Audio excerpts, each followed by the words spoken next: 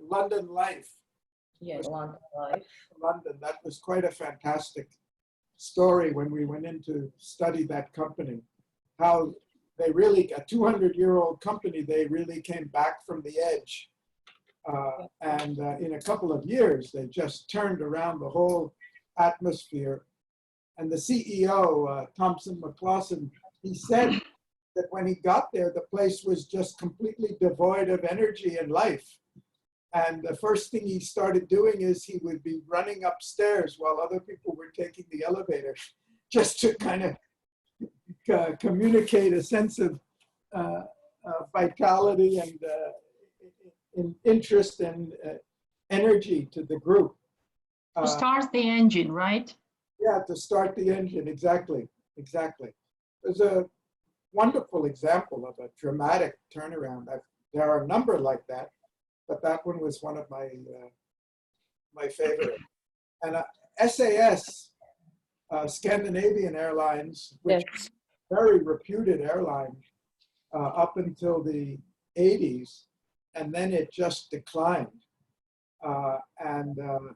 Even though from top prosperous countries, it just lost so much of its market share. And then when Jan Carlson came, he just turned it around in a couple of years, just completely turned it around. He really started with the people, started with the flight attendants, started with the staff at the check-in counters, giving them authority instead of the bureaucracy, giving them the capacity to satisfy the customers and not just to follow a rule. And the dramatic turnaround was dramatic. On-time takeoff and landing and customer service and the motivation of the people. I just wanted you to see, I mean, there are many more examples, but I just wanted you to know that when you really focus on the energy, the turnaround can be very quick. Chrysler did it. He focused on many things, and all of them did. You know, we can talk about it from different angles, but it's never one thing. It's always dealing with the company as a whole.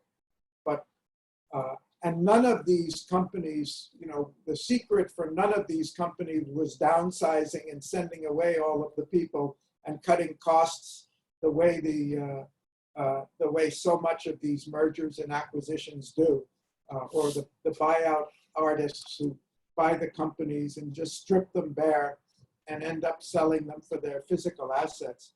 None of the real turnarounds are done that way. They're done by investing in the people and getting the people and the customer and the systems of the organizations really working as vital living things, not as some mechanical system. And we'll come back to that, because one of the things I didn't mention about Chrysler was I didn't ask you the question, how could the experts have been so wrong?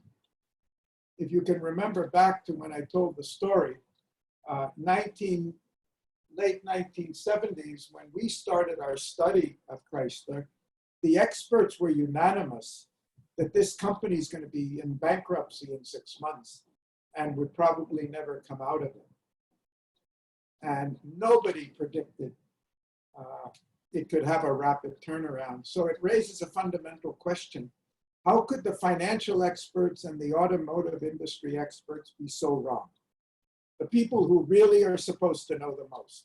And they were wrong. And that's not the only time. And that's, to me, a central message. We'll come back to it. Maybe it's next week when we talk about Apple.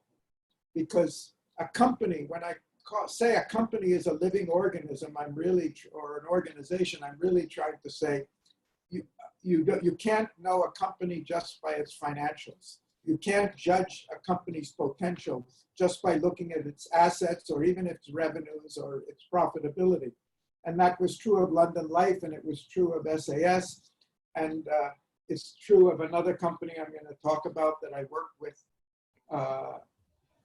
later today. So that's one of the significance. The financials are an expression of the current performance, but it can't tell you what is the potential. It can't tell you what are the capabilities. it only tells you what's right on the surface at the moment. So let's go on then, and we're going to one of the most important subjects, and it's the value of values. Values have become something of a buzzword, not only in business, but certainly in business and investment in recent years. But when I wrote Vital Difference, almost nobody was talking about values. But the research I did on companies that had sustained success for a long time, all the evidence showed that the real driving force for their sustained success was their values. And we talked about companies like Marriott, that was one of the examples, and Bata, and we're going to talk about a number more today. And the one I wanted to start with is the classic example. In fact, it was the first company that we went into for the Vital Difference, a company that was a household name when I was growing up in the US, a company called Sears. Sears, in that time, was the largest retailer in the United States and probably the largest retailer in the world. I'm talking the mid-'80s. So can you move the slides, sir? Yeah, I haven't really started anything yet, but okay. Okay. It's okay. You can remind me. Do remind me. Yes. I've got it blocked from, so I can see you all.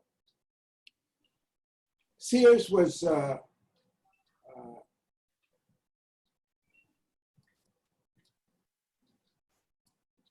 too much on one screen.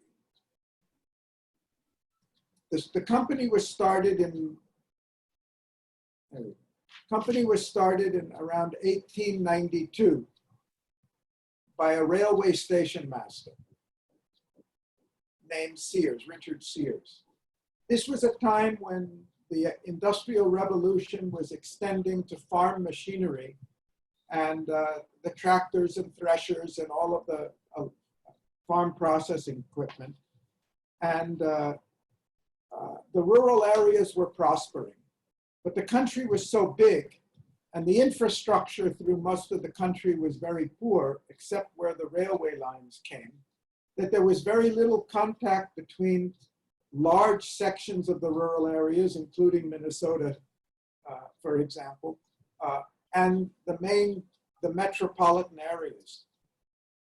And so there was a disconnect between the prosperity being generated and the quality of life that the rural population could enjoy. The story is that one day, Richard Sears, as he was a railway station master, he received a consignment of watches from a watch manufacturer that he was supposed to deliver to a store and collect the money and send it back. The store in a small town had ordered the watches, and when he went to the store, the shopkeeper said, "I don't have any money, so you better return the watches to the manufacturer." And so Sears sent a telegram to the manufacturer because the railway lines and the telegraph lines followed the same route. Because the telegraph was mainly used by the railway at that time. They were the ones who needed the flow of information. And asked the manufacturer, "What should I do with these things?" And they said, "Why don't you sell them?"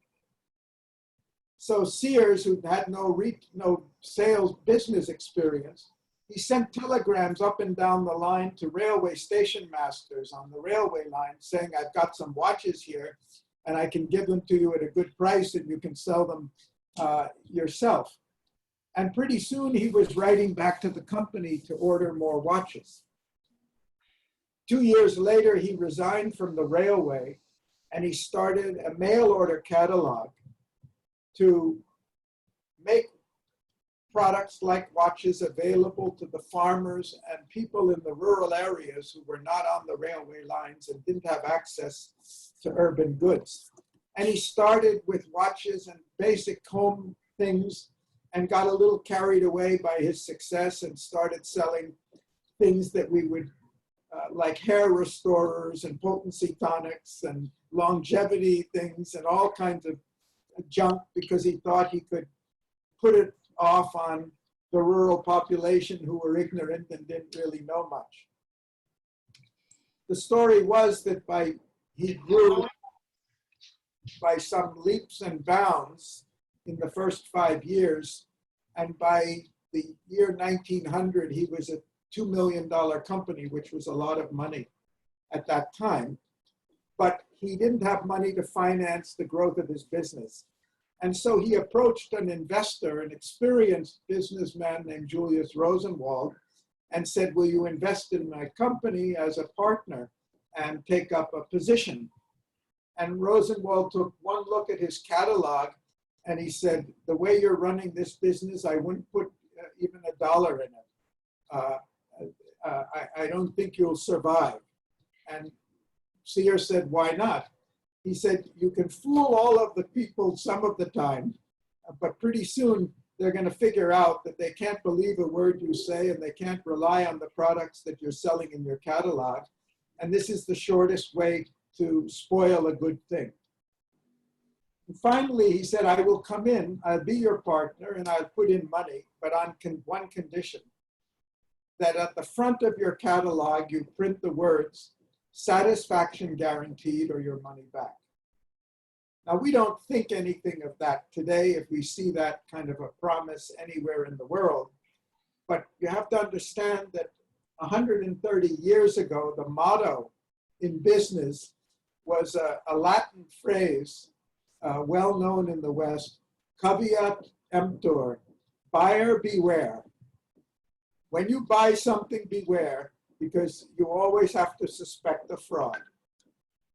And here was a company, and as far as we know, as far as we can find out historically, it was the first company, major company, that took this motto of satisfaction guaranteed or your money back and took it so seriously that it caught on. And within 20 years, Sears was not only the largest retailer in the United States, spread all over the United States, with their mail order catalog, which became a big book called the Wish Book, but it also became the largest retailer in the world. In 20 years, this little mail order catalog run by a railway station master. And there's a lot more to the story, a very fascinating story. In the mid-20s, when the automobile industry spread and the population was moving out of the cities to the suburban areas, they opened up the first of their department stores, what we now call shopping malls. Sears became a pioneer in the suburban shopping malls, and they grew not only during the Roaring 20s, but right through the Great Depression, while the department store business in the cities was going down by 25, 50%. They were growing very rapidly. And they continued to grow after World War II, continued and expanded in many different ways. They had when we went in, they had about 950 stores. And in some product categories, they were so good at living up to their reputation for customer satisfaction that they were selling more than 50% of the entire product category in the United States, like replacement car tires, replacement batteries for the car, and refrigerators, many other things, because whoever you are, you knew if you bought it from Sears that they would stand behind it, and if there was any problem, you'd get your money back. And there are fabulous stories of the extent to which they used to go to support this guarantee. When President Roosevelt in the mid-30s, when he was going to meet Stalin at the beginning of World War II, the first time, he wanted to give a gift to Stalin. And people suggested a number of gifts. And he said, no, I want to give him a Sears mail order catalog because I think that tells him more about America than anything else. It showed the whole line of virtually every product that was available to the American consumer at that time. So When we talk about values, the idea today that we should satisfy customers, please customers, delight customers is common sense, well known, and it's practiced not universally and not uniformly, we know, but it's not any longer anything that would be considered very special. It's what the customer has come to expect.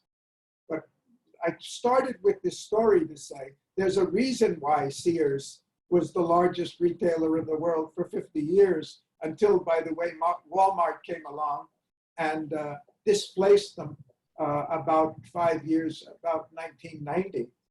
Not because they were better at giving quality merchandise, but they had other values which became even more important or more original. And that drove their growth to be the largest retailer in the world. So this is what I mean when we talk about values. And if you just look at what Sears did,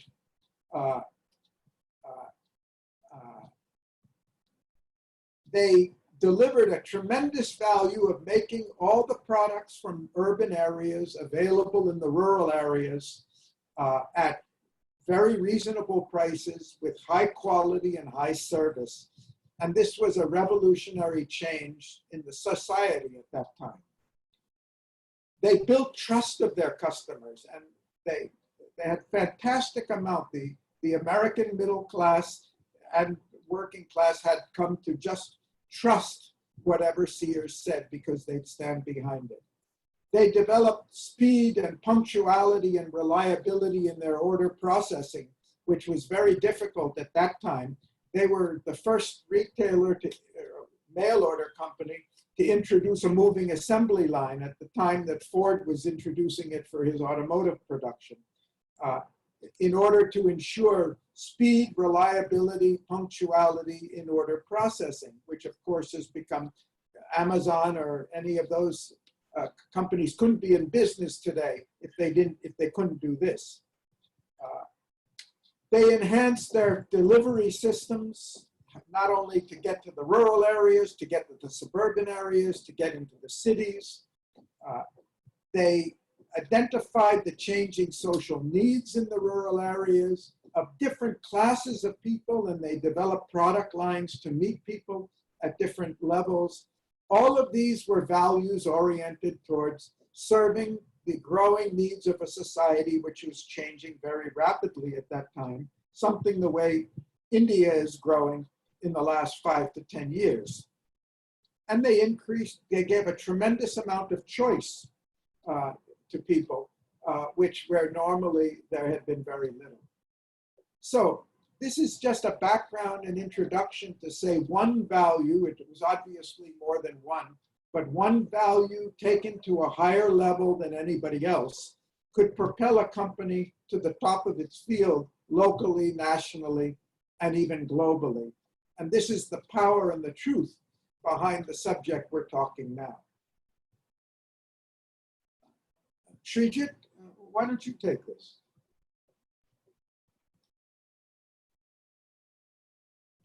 In today's session, actually, we are going to deal with values in detail, different kinds of values. But before getting into that, I know that most of you are working and some have their own organizations actually, but you are well exposed with the industry and organizations. Can you just imagine about, what are all the values you see in companies, whether it is in multinational corporation or in some of the companies you are working with? What are all the values you see? What are your perceptions about values? Can we go for a discussion for the next 5 minutes and then proceed to the session? So you're like saying the most impressive companies that what are the values you associate that makes those you consider the best companies to do business with? Whether it's a company you work with or a company you're a customer for. Well, in banks, the main value is a customer service. The best customer service is the main value of successful banks. So everything the banks do are done because they want to improve this customer service, and that's the main value for them. And you see how it really makes a difference in the performance. Yes, of course. If I give an example of my company with whom I'm working with, our main kind of value, I would say, is the people we call. In people, we mean everyone, our employees, our customers, the clients of our customers, because, you know, we're supporting the customer service of the big companies. So in that case, you have to keep your employees as motivated as those big corporations would do.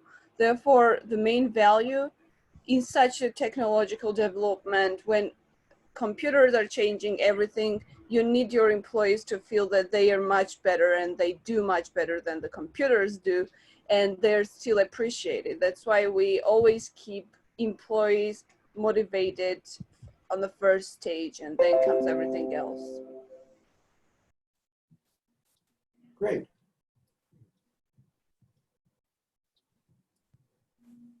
Anyone else?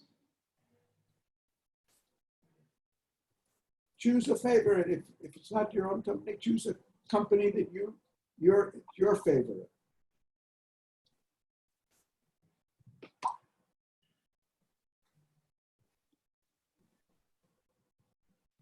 We haven't heard from everybody, have we?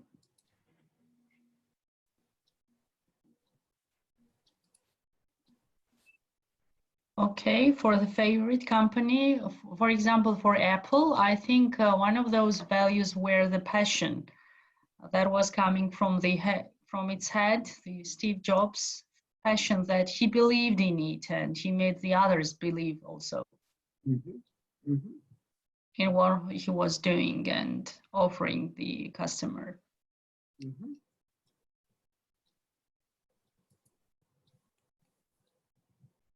As for the company I work for, it's the Enough Food, because it's an company in the agribusiness and the strong agricultural products.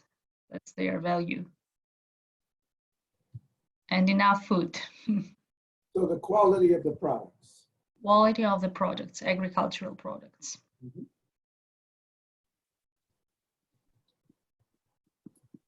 So no question in anybody's mind that the values make a real difference in the success of the company. It's not just talk, it's not just propaganda, it's not just marketing. That it really makes a difference.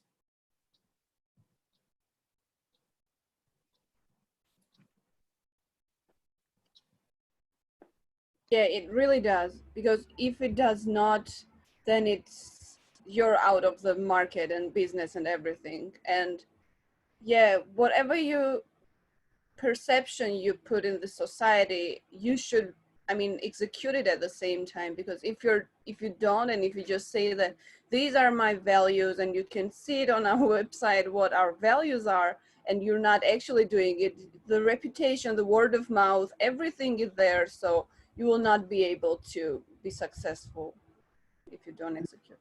Exactly.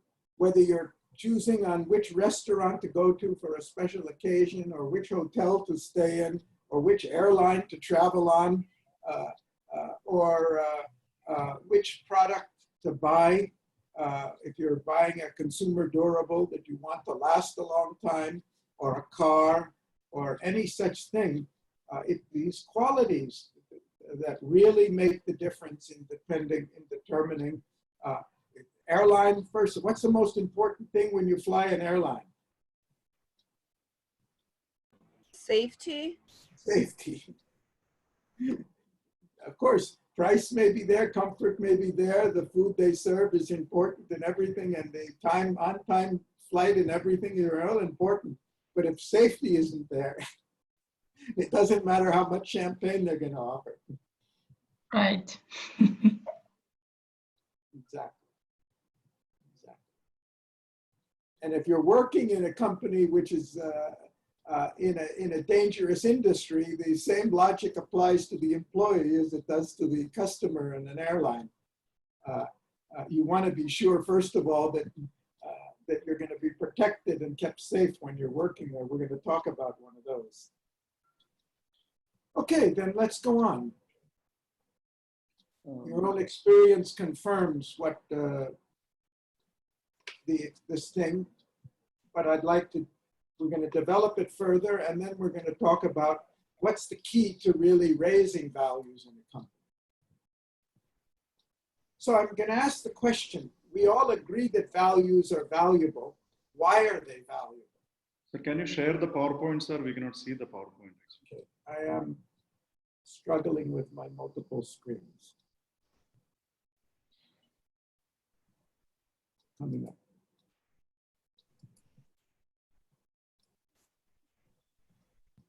So I'm asking the question, why are values valuable? We call them values because they are valuable. Value, huh? Yeah, go ahead. They burn the energy. They what? Like it's like a destiny for a company, you know, to focus what should they focus their own energy on and how they should direct it. Absolutely. What they are aiming at and where they are heading to. So we were talking, very good, Zizi, because we were talking last time about how energy has to be directed. And we direct the energy by our strategy, by our goals and all. But values are, I would say, the most powerful way to direct the energy of a company. And one of the reasons for that is because not everybody in a company is responsible for profit. Not everybody in a company is dealing with customers and serving them. Not everybody in the company is responsible for on-time delivery or just-in-time production. But everybody in the company, every employee at every level can make a contribution to implementing the company's values. It's a message to everybody. This is what we stand for. And the companies that really maintain lasting performance, high performance and growth are those that are able to communicate and energizing values to people at all levels in all areas of the company. And so everybody is motivated to release their energy and direct their energy for high performance. So these are very important points. So values energize people. We've already talked about how they energize customers and bring the customers. You talked about quality product, improving the quality of the product. We know people, how far, to what extent they'll go to get a mobile phone or a car of a superior quality or elevated performance. We've become totally fascinated and preoccupied and mesmerized by the improvements in quality that are unfolding in the electronics industry. And the companies that do it best are the companies that keep growing, that keep, the demand keeps rising. Anybody can sell the product once, maybe on a good marketing campaign, but if it doesn't live up to the expectations, that doesn't last. So essentially, I'm trying to say that values are drivers of growth, and they multiply profits. And that's a little counterintuitive because we think the companies that make the most money are the companies that are preoccupied only with making the most money, the most revenue, the highest margins. But that's not my experience. In so many companies I've been with, the companies that really continue to grow, sustain growth, and continue to be profitable and more profitable are the companies that place something as more important than profit. And that is their values, really implementing them, not just talking about them, sometimes not talking about them at all, but because these are the real engines that release energy, not only in the people, but in the customers, in the market, in suppliers, with bankers, with all the stakeholders in the company. So this is the central message about why values are valuable. And another way of saying it, I like to think of values as ever receding qualitative goals. The problem with a goal is that it can motivate you only as long as you believe it's possible to achieve. And some companies try to put very unrealistic goals in order to make their employees work harder and harder and stretch further and further. But those where you achieve the goal, there tends to be a leveling off. We give an incentive, you get to the goal, and then, well, we've achieved it. But values, you can never really finally achieve any value. That's why I say it's an ever receding goal. Because no matter how well you do today, there's no guarantee that you'll maintain it tomorrow morning, or in the next shipment, or in the next product or production batch. So whatever the value may be, whether it's for better quality or faster service or safer for customers or employees, greater efficiency, more systematically, more reliably, with better communication, coordination in a more pleasing manner, in a more motivating way. Tomorrow, no matter how good you have been up until now, unless you keep it up, you may fail the day or tomorrow, or the day after tomorrow. And that's, of course, why companies that are really just after the quantitative performance goals, even when they achieve them, they very, very rarely are able to sustain them because they're not working on the engines that will create the prosperity. They're working on the result itself. The values are the engines that generate that prosperity. So let's talk about values and different kinds of values. Srijit, can you help us? Yeah, sure, sir. Okay, there are different types of values. When I was studying this, some 15 years back, I was really thinking of, what these values are, or how we can name these values and how values help us in developing companies. Let us discuss about the physical values of some of the rapidly growing companies. Can you go to the next slide, sir? Okay, we can see two companies here. What is in common for these two companies? McDonald's, we know, is a fast food restaurant, and Disneyland is an amusement park. What do you think is common for them? Both are for the kids. Mostly the kids are their customers. Are you sure about McDonald's also? Not only kids. I said mostly. I didn't say only. Just adore them. Target audience is from 14 to 23, if I'm not mistaken. I learned it somewhere.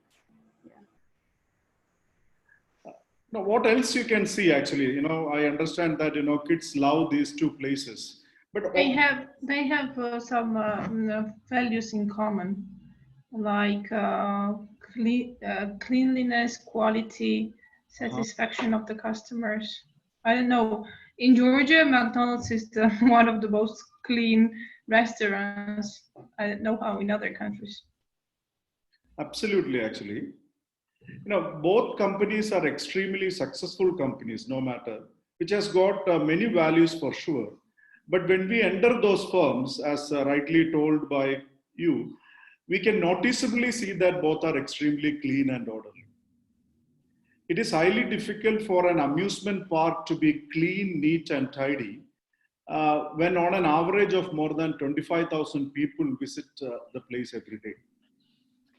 We know also that big amusement parks are filled with restaurants, juice shops, and other shops where snacks and other food items are served. Maintaining a litter-free, clean, and orderly environment definitely requires higher vision of customer service. We can see the same values in case of McDonald's as well. McDonald's got evolved in a time when drive-in restaurants started getting popular in US.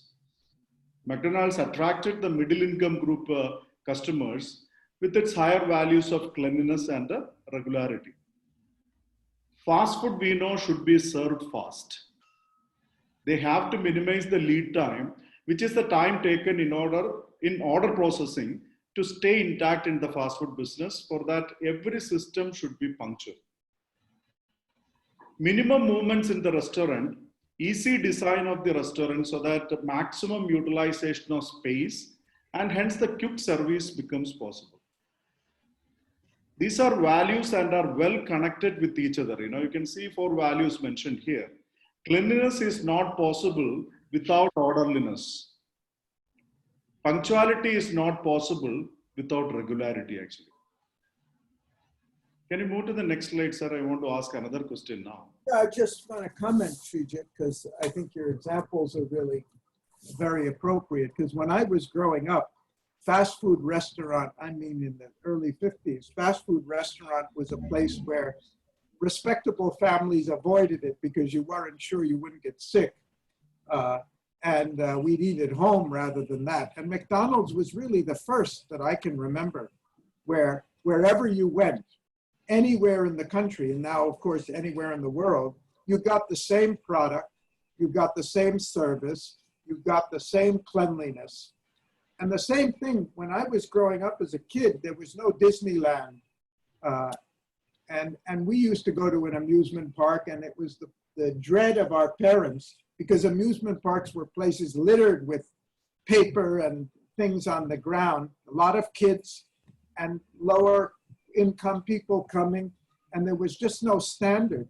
And when Disneyland first opened in Southern California, one of the most impressive things about it is you could not see a piece of paper on the ground. And they had 10,000, one time 30,000 people in the park at the same time, but nobody would throw a piece of paper on the ground because they maintained it so clean and they just didn't allow anything to sit there.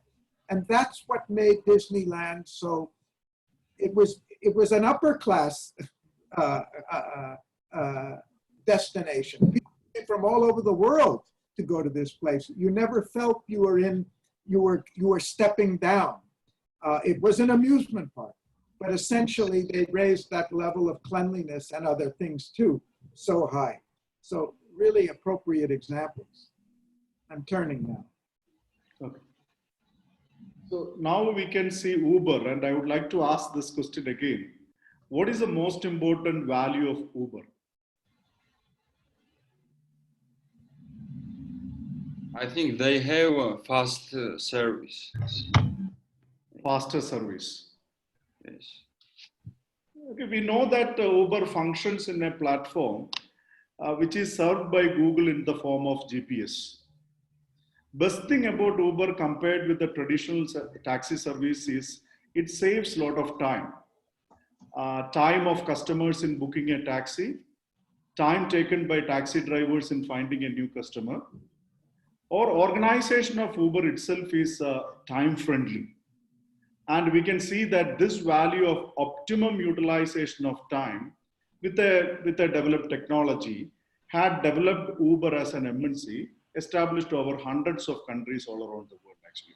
So we can say that, this effective utilization of time is a value. So can you go to the next slide?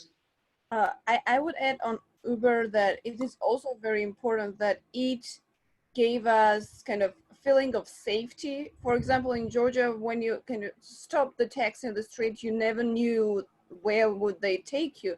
But now when you have Uber, you can just push the button and you know who the driver is, you know the number, you know everything. And this is also very... And we don't want to bargain for our, what to be paid actually with the taxi drivers. This is a problem all around the world actually. So that is also over with this particular system. Now let us see Toyota. Have you heard of just-in-time inventory or lean manufacturing? That is the core values of Toyota. You have any understanding about this thing? Which thing? They are trying to continuously improve their operations with this just-in-time inventory management and lean manufacturing, as I know. I was asking about the Toyota's product, system, manufacturing systems actually. They have certain unique manufacturing systems. They have some Japanese models. I mean, operational models which help them with the systems.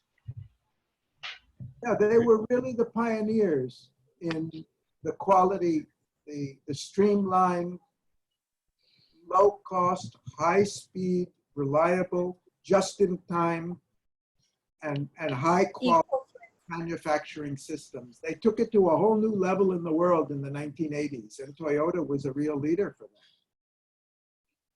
Sir, can you click onto the slide, sir? You know, the points will come now. Actually, Toyota had developed robotic assembling units where they can assemble an entire car in less than a minute. You might be knowing about Suzuki as well. You know, Suzuki is yet another car manufacturer from Japan, establishes a Limca record for assembling a car in just 52 seconds time. It shows that these companies, it shows what these companies values the most. Toyota's production system, commonly referred as TPS, is very, very unique actually. They call it as avoiding 7 wastage. They don't overproduce. They avoid waiting between manufacturing processes or delay in transportation they avoid, and inappropriate processing also. Speed of manufacturing operations is one of the core values. Many organizations use expensive high precision equipment where simpler tools would be sufficient. Toyota is famous for its use of low-cost automation combined with immaculately maintained machines actually. The maintenance of machine is a core value there. They believe in safety measures, both for their customers and employees. Rework or scrap have a direct impact to the bottom line and can result in tremendous cost to organizations actually. They value the efficient use of money and materials and reduces the cost of production to bare minimum. So values may seem very simple, you know, maintenance of equipment or quality standards or any minutest work for that matter. But the specifics of each point mentioned here has got tremendous power to accomplish. And these are the simple secrets with which companies grow. Over to you, sir. Okay.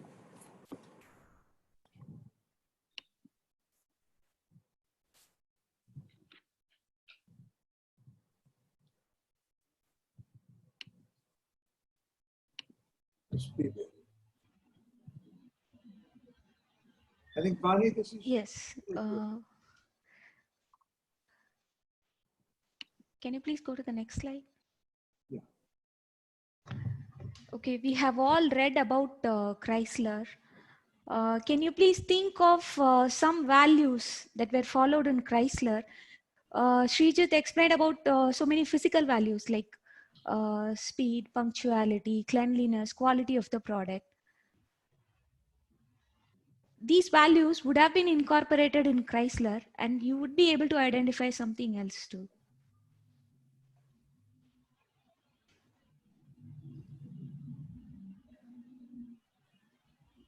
We have to add something. Yes. Can you think of any value that was followed in Chrysler? Punctuality, one of the values was that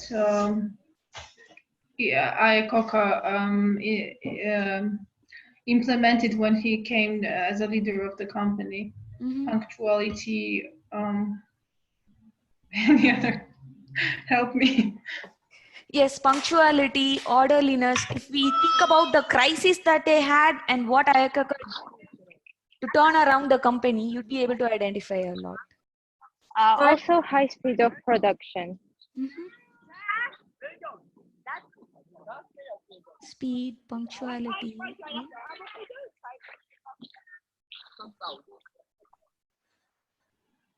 Somebody has unmuted the noises.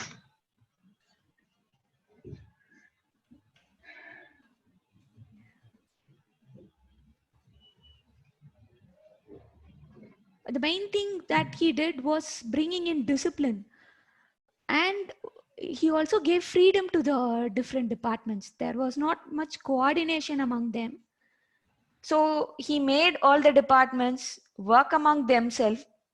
As you said, he did bring in punctuality and orderliness. That was bringing discipline, but he also gave a lot of freedom for the people to implement their initiatives and see that their ideas come into development. So can we put the leadership as a value of the company at the same time with the communication with the employees and the freedom of thinking of employees and freedom of, I don't know, speech. And all of Yes. these are examples for Chrysler. Also freedom of decision making Mhm. and giving employees authority. But all of them share the same value and the system works properly.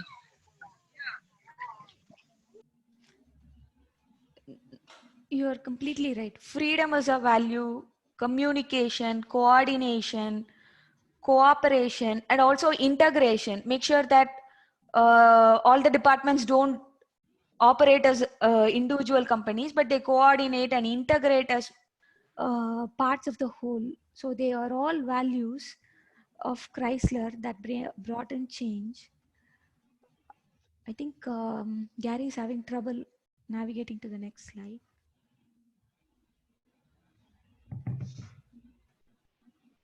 Coming up, Bonnie, I lost the video, so I was trying to restore it, but that's okay. Okay. Is what you want? We have discussed all these values for Chrysler. Can you please go to the next slide?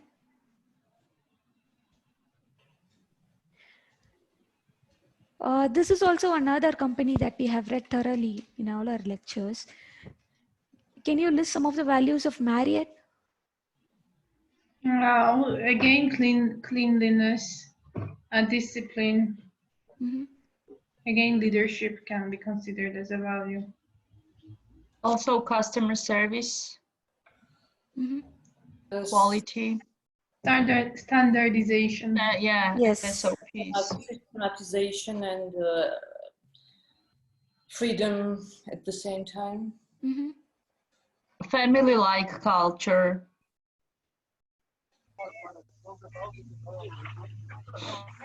Also, cleanliness was habit, even behind the scene, where customers never reach.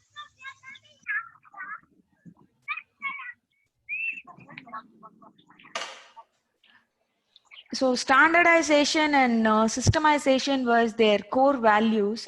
It helped them implement so many different values like take cleanliness and punctuality to a whole new level wherein all the employees were able to reflect the same values at the same intensity also.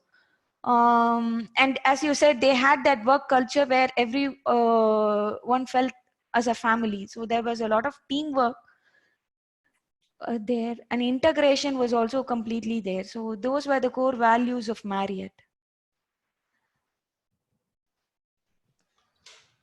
Gary sir, can you move the slide so that okay. That's it. Yes, those were all the organizational values. Janani will explain more about the psychological values. Thank you.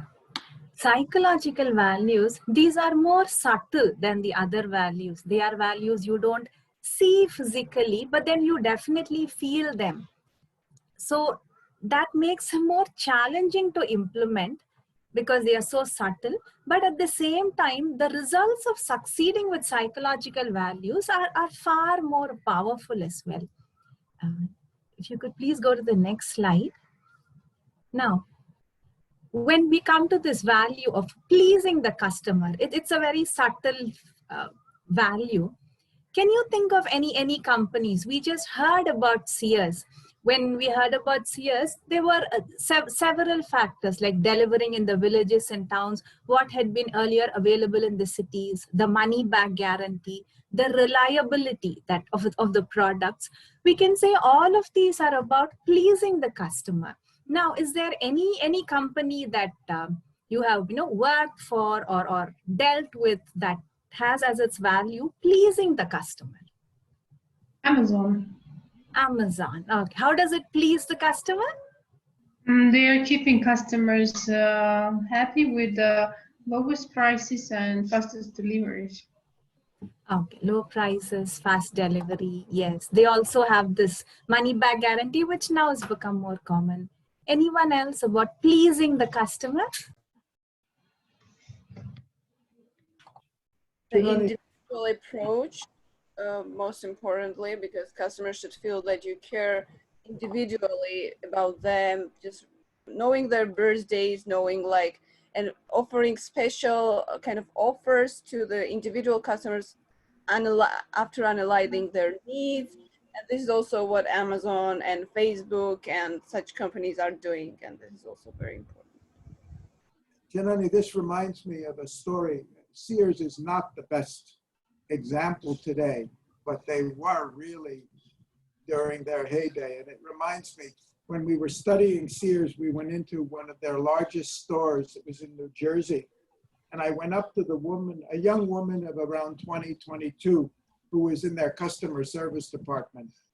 And I asked her how she likes working at Sears, knowing that they're so customer oriented.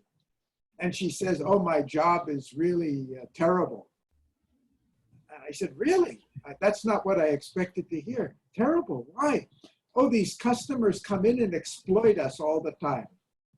Ridiculous things. I had a woman come in a few days ago with some high-heeled shoes that she bought 6 months earlier, and they were halfway worn down. And she said that they're not comfortable and she wants to return them. And I felt like throwing the shoes at her. But when I called the manager, he said, give her the refund. And then I spoke to the manager, and he went way beyond that. He said, we talked all the way up to the chairman about this, by the way, of the whole company. But the manager of that store said, look, some time ago, I had a guy come in here with a box of rusty hand tools that were what was the name? The Sears brand of hand tools. And Handyman. Huh?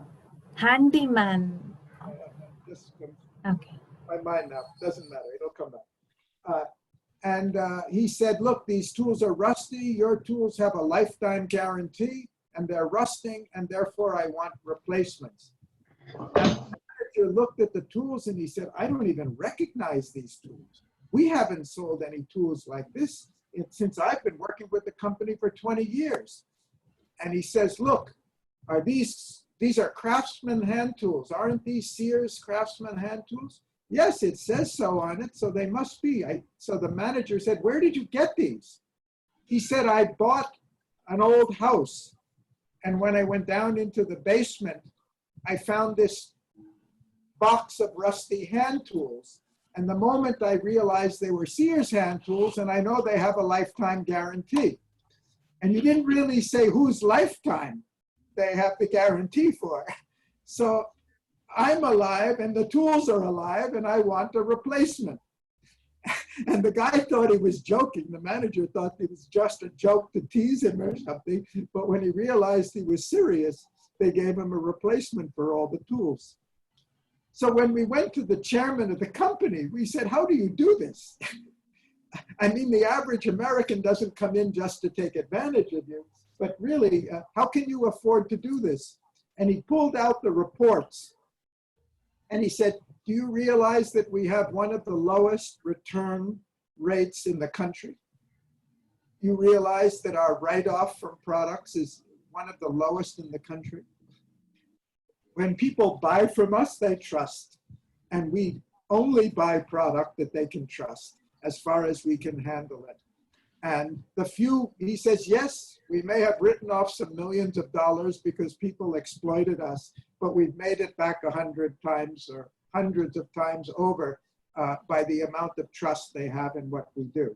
So there may be better examples today, but this is a company that really took it to the limit. And any company, that's true of FedEx. When we went into them and they were 96% on-time delivery when the latest, the closest customer to them was only 88%. And we said, what are you going to do to distinguish yourself more now? You're already so far ahead of everybody else. He said, we're going for 97% next year. And after that, oh, we're going to keep going until we just, there's no way that we can get more on-time delivery. That's our driving. That's our lifeblood. That's what makes us grow. Okay. What else on psychological values, Janani?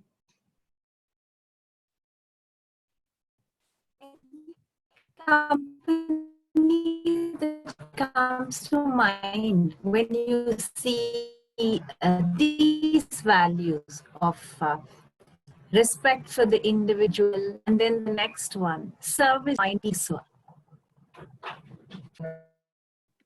Which company comes to mind? Comes to mind, yes. Can you think of anything, anybody? Respect for the individual, service to society.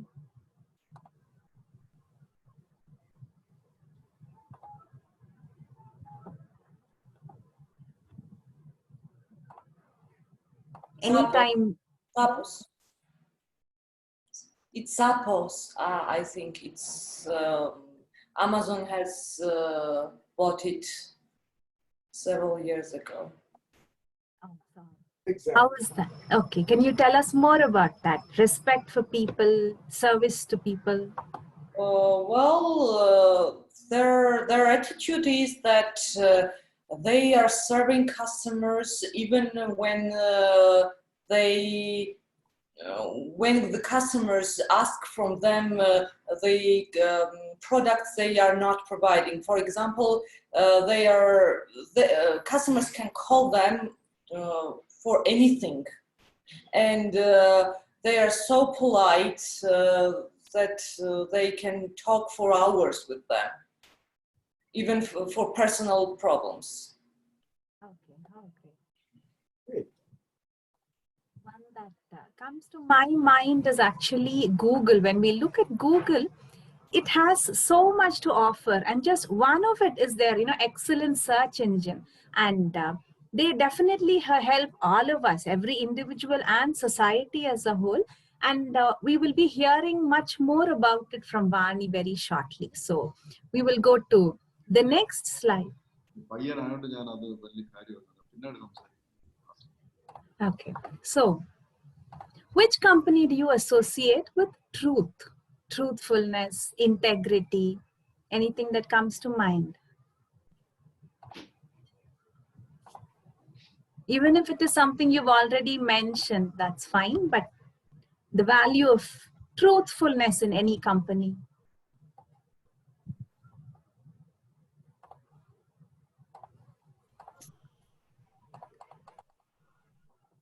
Without that, it's not even possible to survive today, because everything is now transparent. Anybody can even leave a message, a feedback on Amazon, on any of its products. But I would like to talk about this company called Merck, a pharmaceutical company based in the US. Till the late 1950s, the entire global pharmaceutical company, it was unregulated. And US was the first company that formulated strict laws that controlled the drug industry and enforced the laws effectively. So drug companies could not just make any claim. And at such a time when legislation was introduced and drug companies were being held accountable for what they claimed, this drug company, Merck, it consciously decided to make this value of truth, of integrity, its driving force. And this made the company rise from the middle of the ranks to the #1 position in the pharmaceutical industry. Merck's medical representatives, they were very well educated, very well informed.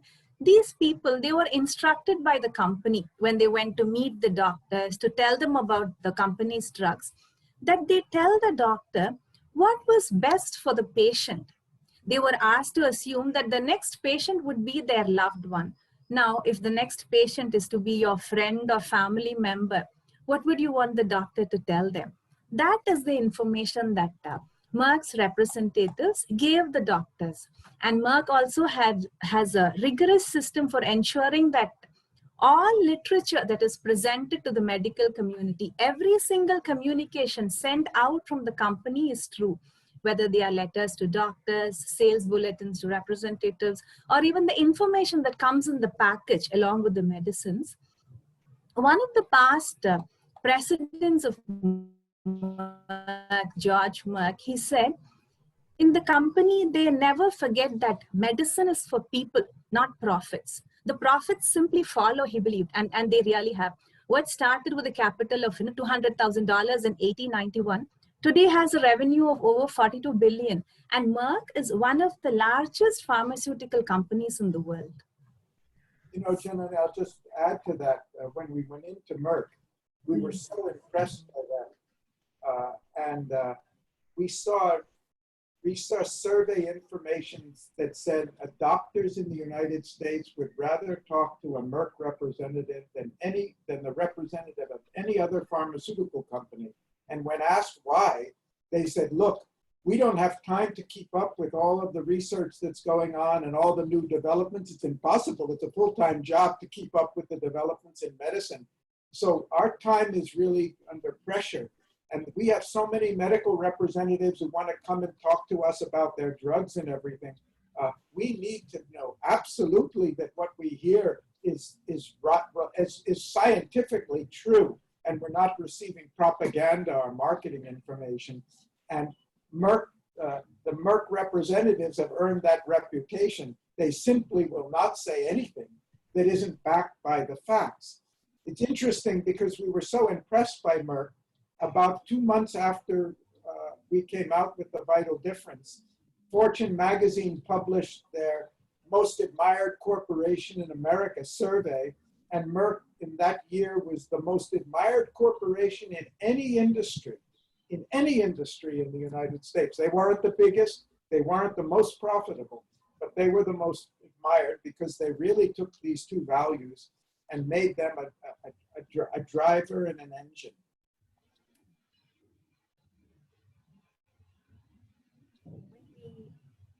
These two terms, innovation and creativity, what is the one company or some of the companies that come to mind?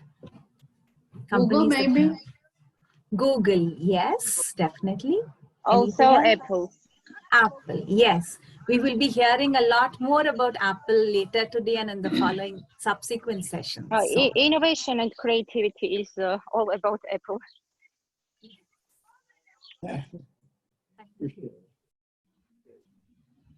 Okay, so this was just to give you an idea of, to relate to your own experience. The idea is pretty easy, and we've talked about a number of values, and we talked about physical values and organizational values and psychological values, and this is a list of 27. We could have a list of 54 or 81.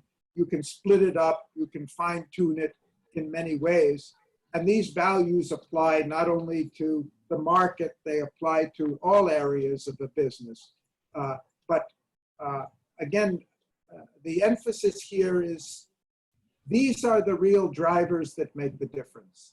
And any company, when I go into a company, I told you last week, the first thing I look at is the energy level in the company.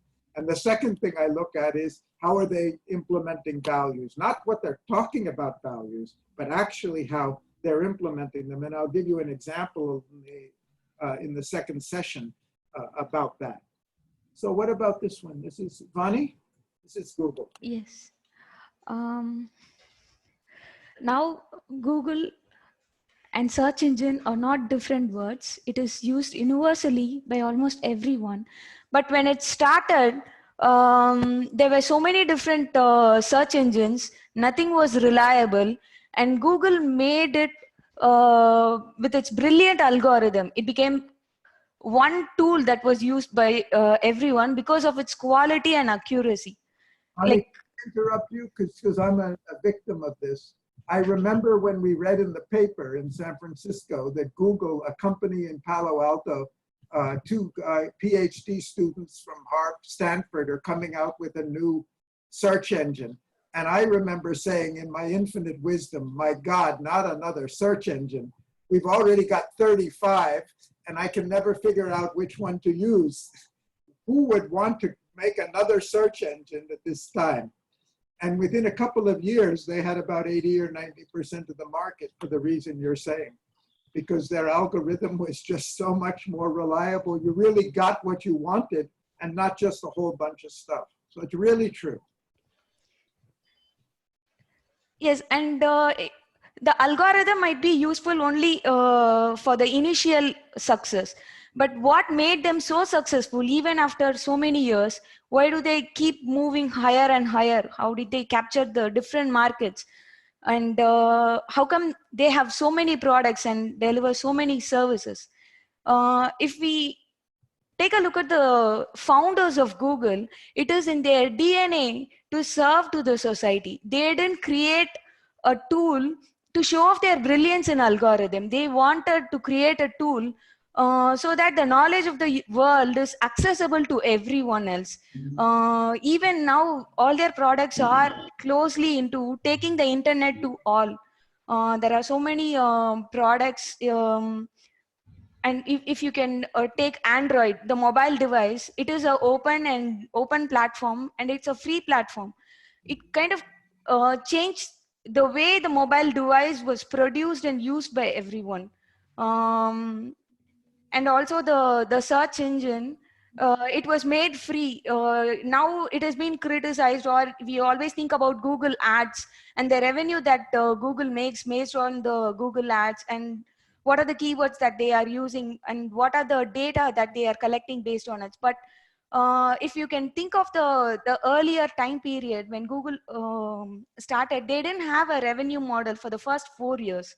They kept on working only about perfecting the search engine, and the ad model and their revenues, they fell in place after some time because they had an innovative work environment. The freedom that they give for their employees set new standards for the industry. They had 20% free time was given for the employees, wherein they can choose to work on the tools that they want. They can work on different products that they want. Most of the Google products came during that innovation time. One of them is Google Maps, Chrome. Those are all ideas where Google gave freedom to its employees to explore anything that they wanted to know on their own. And you would also have heard about "don't be evil" philosophy. It simply says be good, do good to the society. So if a company wants to achieve, and if it wants to achieve successfully, the company has to implement all values and work on betterment of the values.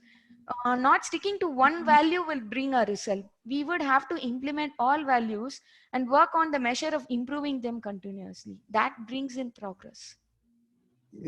Thank you, Mani. You know, it strikes me, somebody could go through their whole life without ever paying Google anything, and yet using their search engine, using Gmail, using YouTube, using their GPS system, using their free docs, Google Drive and Docs, all their, whatever they call that now, that whole set of applications and everything. And yet they have integrated them so much with the society that it creates a tremendous revenue stream for them. They really looked at what they can give and how that could become monetized. It's a fantastic example. Really a top example. There are a few, but hard to beat. Okay, so to sum up the first part of our afternoon, we talked about, when we talked about the 5 engines, when we talked about the society, we were talking and saying these 5 engines are resources of the whole society, and they're open to every company to take those resources and utilize them as engines for their growth. And the way I like to think of values is they're the fuel for these 5 engines. Take any one of the engines, take market, take technology, take people, take finance, take organization. if you really want to get the best out of it, if you want to grow it, if you want to develop it into a powerful engine for growth, raise the values with which it's used. And I'm not just talking philosophically here. I'm talking, this is what I have done with companies, and this is what companies do. They may not say it the way I say it. They may philosophize about it differently, but this is the key to growing a business, is to raise the value of these resources. The resources are free. They come from society, but how do you use them? The values are the internal opportunities. And especially when you get into companies that are really in tough place, in a, we say, blocked in a corner somewhere in a dead-end street and don't know how to get out. The strategy that I found that works every time is ask them to raise their implementation of values, and you see they get out of the corner, the tough spot, and they start growing again. So values really define the way a company relates to every aspect of work, not just the customer, not just the people, not just the product. It applies in maintenance, it applies in housekeeping, it applies in the parking structures, it applies for everything, for products and services, for time, how we use space, how we use materials, how we deal with our suppliers, our shareholders, and society at large. So I think if nothing else, you get the idea that I'm pretty much convinced of the importance of these values, and I'd welcome any question about it. Think about it. We'll take a 10-minute break, and we'll come back. We started late, so I don't want to hold you too late. So let's come back at, what time is it there? So it will be 14:36 when we come back. Good. And by the way, I forgot to mention Happy Independence Day today. This is very important. I know how it's Thank for you. the And I don't even have firecrackers, and I'm in South India. yeah.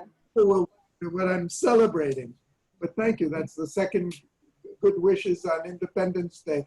Frankly, I feel a little more independent being in India today than being than I would in the US, because things are really tough there right now. Yeah, exactly. That would be a good wish for the next years for the United States, to find the courage to reinstate this democracy that you had. I'm hoping that we'll be independent in November. That will be our independence. Fingers crossed for that. I'm also very Democrat. Yeah. Yeah. Okay, great. See you in a few minutes. Thank you. Thank you.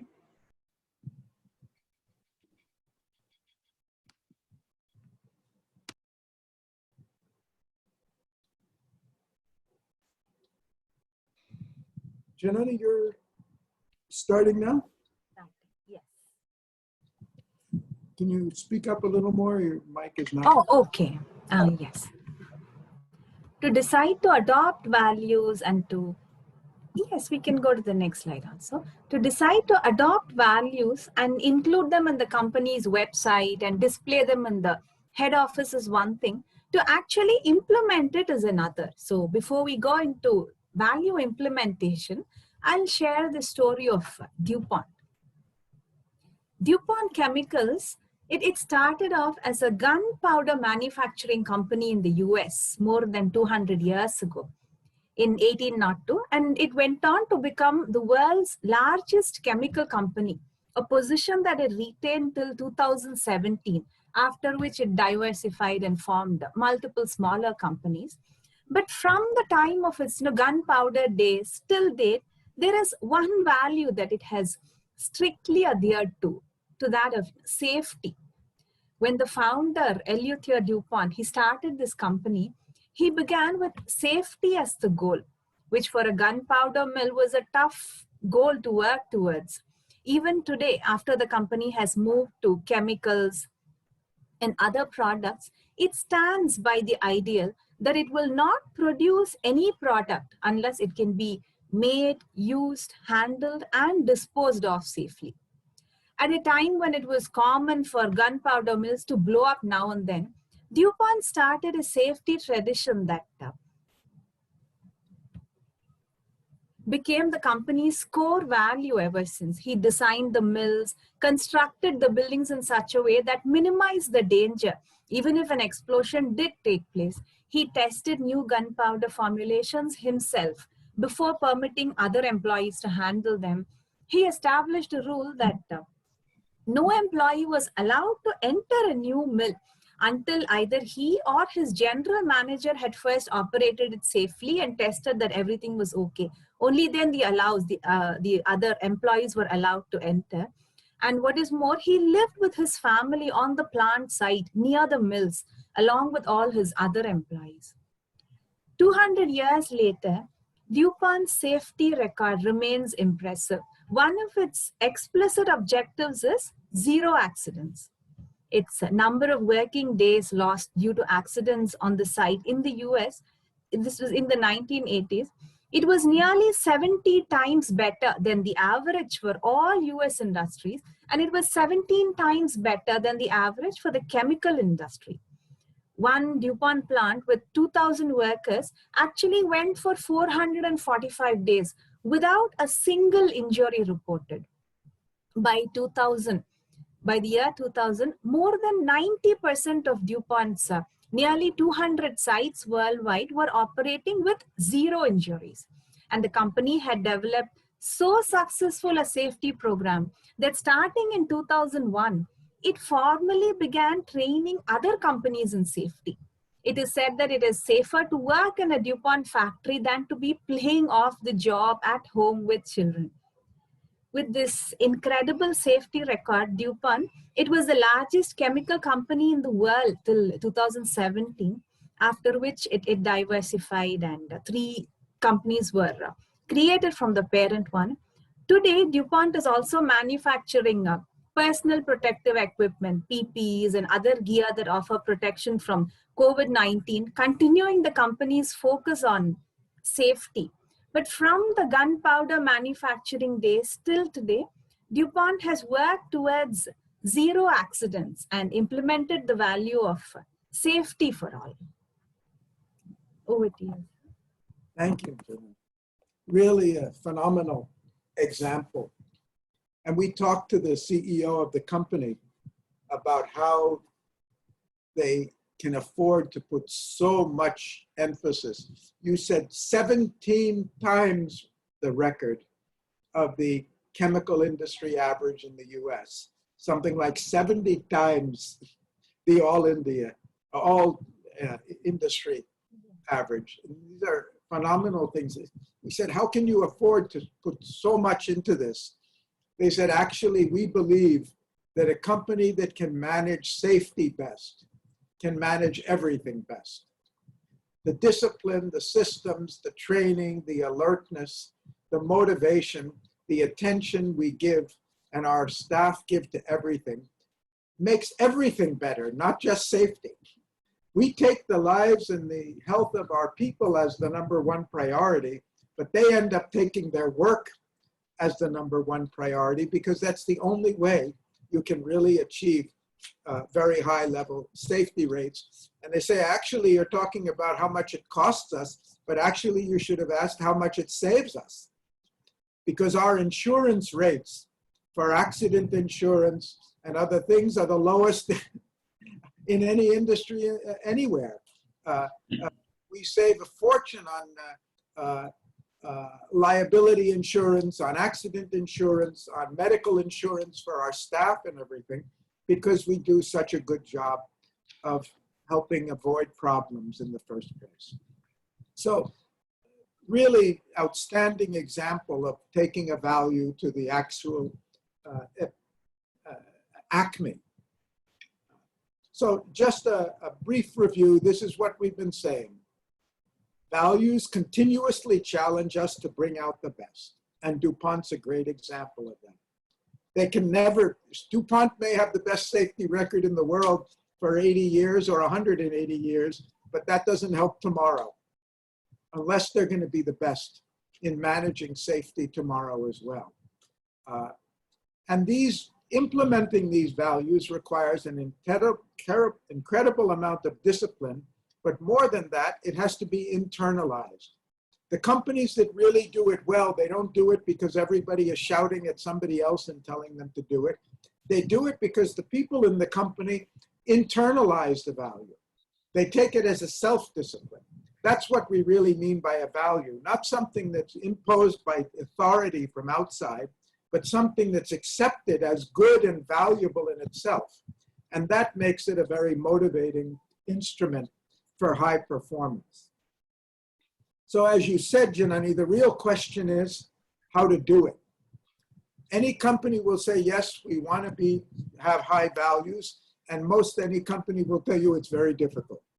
And we want to do it, but our employees don't want to do it. They're not motivated. We want to do it, but our suppliers are not backing us up. We want to do it, but the customers don't appreciate the values we have. You can hear all types of explanations, but the real key is how to do it. I wonder whether any of you in your MBA program or elsewhere have studied quality control systems. Anybody? I only ask because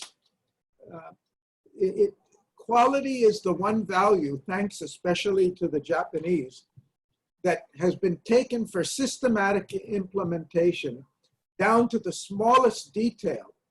And I don't have the figures with me. We should ask Ramesh for this. But the extent to which failure rates have gone down and quality has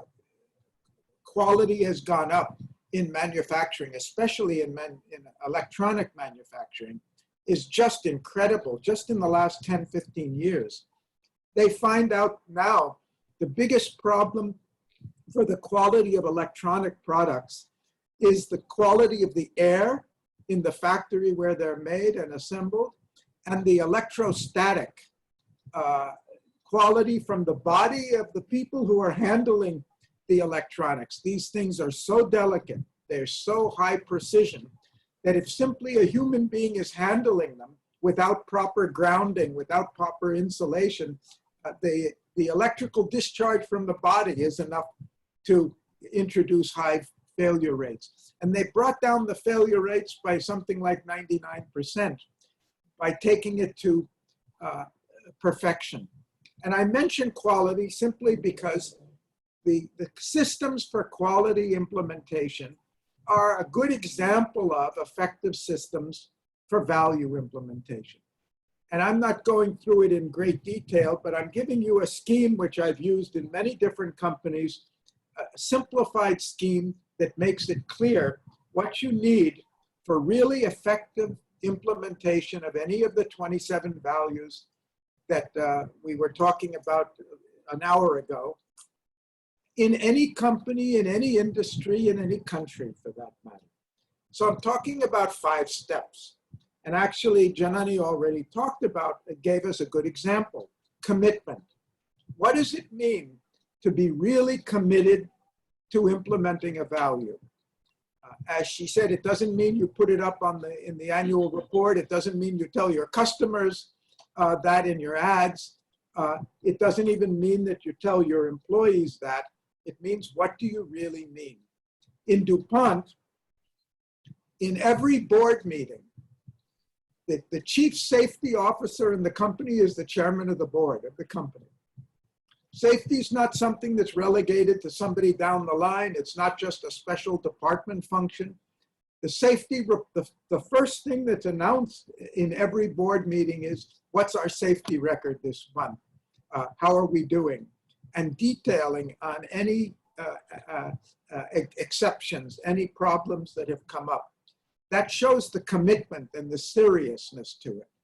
And values work only when there's that level of commitment, not only from people at the bottom who are on the customer service line or the quality control line, but all the way up the company from top to bottom and bottom to top. The second is standards. What do we mean by the value? Values are qualities, and qualities are easily interpreted in different ways. What's clean for me may not be clean for you. What's fast for me may not be fast for you. Living in India, I can say what's on time, considered on time for me may not be considered on time by everyone here. We have different, so the standard is, I remember we went into a wonderful company, General Mills in Minneapolis. And while we were there, they had a newsletter came out. And on the top of the newsletter was a question: what time does a 10 o'clock meeting start in your department? And they were sending a real message. Ironically, this is a company, a 100-year-old company now. Maybe this year they cross 100, the famous inventors of Cheerios. But they're a company that has the value of freedom. They give a tremendous amount of freedom for their staff. And yet the discipline that they ask and expect, the discipline based on values, not based on threats, not based on authority, the discipline based on pride in the job and doing it well. We went in and interviewed the CEO of Delta Airlines. And in the middle of our interview, the CEO looked at his watch and he said, "I'm very sorry, I have to go for the daily management meeting." We were totally disheartened because, my gosh, we hardly got into the interview and now he's going to leave, and we thought we'd never see him again. And he saw the disappointment on our faces and he says, "Doesn't matter, you can come with me and we'll be back in 10 minutes. I couldn't figure out what he was talking about. We walked down the hall into another room where there were 35 executives, all of them waiting exactly on time. There were another half a dozen people online there.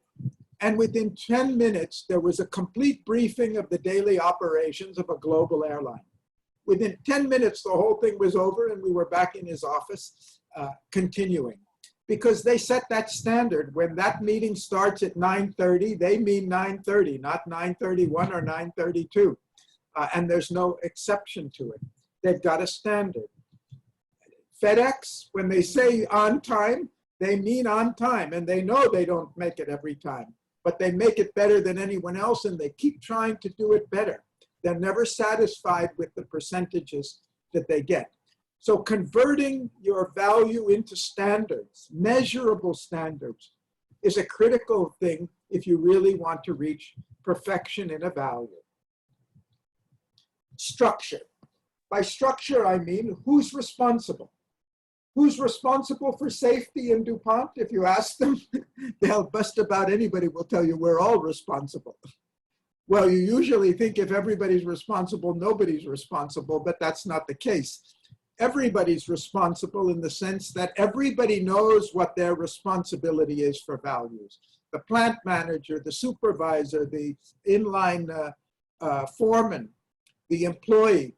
Why, I remember at a DuPont factory, as we're leaving the gate, the watchman at the gate who lets you out of the parking lot stops you and says, "Please buckle your seatbelt. I won't let you out at the gate until you buckle your seatbelt."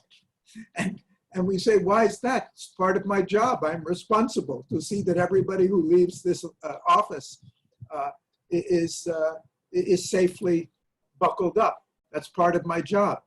So structure defines our responsibilities. And if you're serious about values, they have to be defined at every level, whether it's in purchasing or marketing or maintenance or whatever it is. And by the way, that reminds me, when speaking about maintenance, when we were at DuPont, we asked the senior executive, we said, "You know, we really enjoyed learning for you about your fantastic safety program.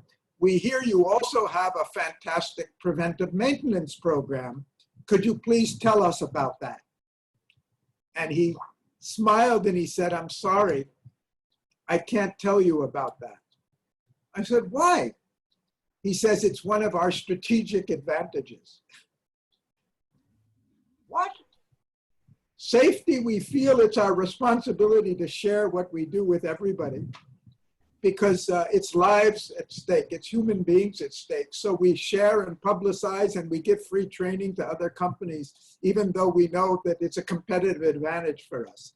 But our preventive maintenance program that avoids accidents and avoids breakdowns is one of the secrets of our running our company where we have the lowest downtime, the fewest accidents, the least damage, the least problems of quality, because we manage it so well. So we'll tell you about safety, but don't ask us about the other one.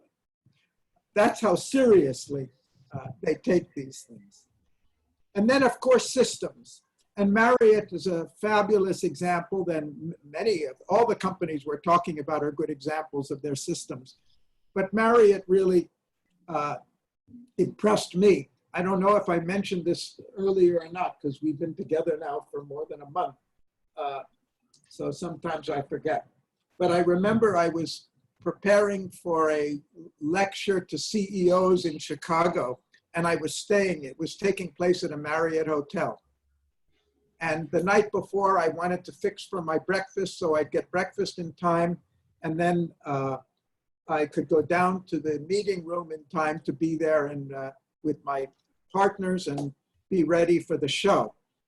Well, I wanted to sleep a little more, and so the option in a hotel is usually, if you want your breakfast delivered to the room, they tell us the half-an-hour time slot in which you want it. In Marriott, it said on the door, the little sign on the door, give us a 15-minute target range. That's enough for us. And if we don't reach it to you on time, it's on us. We pay for it. I said, well, that's great. I have a lot of confidence in Marriott. So I checked my time slot for 8 to 8:15 like that. And I was quite confident I would get it. And it was 8:13, 8:14, 8:15, and I still had gotten it. And now I was not so worried about Marriott. I was wondering whether I'm going to get my breakfast or I'm going to have to go down and do a morning's lecture without it. So I called up room service, and they said, we're very sorry, sir, it's on the way. And then there was a knock at the door, and it was about 8:17. That is about 2 minutes late. And I wanted to make some kind of a joke. I thought this was Marriott, and here you're late delivering the breakfast. What are you going to do? And the moment I opened the door, the waiter who was delivering, the room boy who was delivering it said, I'm very sorry, sir, that your breakfast is 2 minutes late. It's on us. It's free. And I didn't even know to take him seriously. Come on, for 2 minutes, you're giving me a free breakfast? And what struck me about it was that they had not only a standard, they had a clear standard for this. We will give it to you within 15. Very few would do that. And if we don't, we stand behind it. We're committed to it. But they also had another thing more important than that. They had a system to protect their staff. Because you can be pretty sure the guy who delivered the breakfast 2 minutes late, it wasn't his fault that the breakfast was late. It may have been a big convention that all came at the time. It may have been a couple of the cooks in the kitchen were sick. It may have been an order was missed by the person who took the orders down. It could have been anything, but the chances are it wasn't this guy. And this is the guy who has to face the customer and say, I'm sorry, your breakfast is late. And this probably doesn't get a tip because the customer is aggravated if it's late. Instead of that, he comes and gives a gift. He says, and with a smile, he says, the breakfast is on us. So they have a system that not only satisfies the customer, that makes the job of the employee much better as well. And I'm taking this very small example because it really illustrates the level to which you can take values and the impact they have, not only on the customer, but on the service, on the people, and every step. So every system is related to values and can be used as an instrument to improve values. And finally, there's the skills. DuPont, again, is the best example. Their strategy is every day, in every single DuPont facility in the world, every foreman has to train every employee on at least one safety measure every day of the year, working year. That's how seriously they take the training part of getting values better, getting their safety record better and better and better. And that applies for whatever whether it's the integrity and honesty that Merck focuses on, or the customer service in a Sears store when the customer service representative is boiling because the customer is exploiting them, whatever it is, you can't get it really right unless the skills and the training and the attitudes are that good as well. So the process is common sense. It's rarely talked that way. You really, mostly when you talk to companies, they say it's really important. The CEO writes it in the news, in the annual report. The manager speaks it at a meeting, and then they expect it to happen just by the motivation of individuals. But to really get it right, it takes a systematic approach to implementation like this. So, summarizing, effective, real quality value implementation requires a firm commitment, measurable standards, clear responsibilities and accountability, systems for control and monitoring, assessment of individual performance on the values, and of course, recognition and rewards for those who do it well, and for departments and branches and divisions and countries that do it well. And the good companies, even though they've never been taught it maybe, they intuitively know this, and you find these elements are there. And the companies where they don't do it, you find very rarely do they have all of these elements in place. There's a reason why they're not able to match the top performers. And it's not just a question of technology or money, it's a question of commitment and seriousness in managing things that are so intangible. Every company tries to manage its money carefully.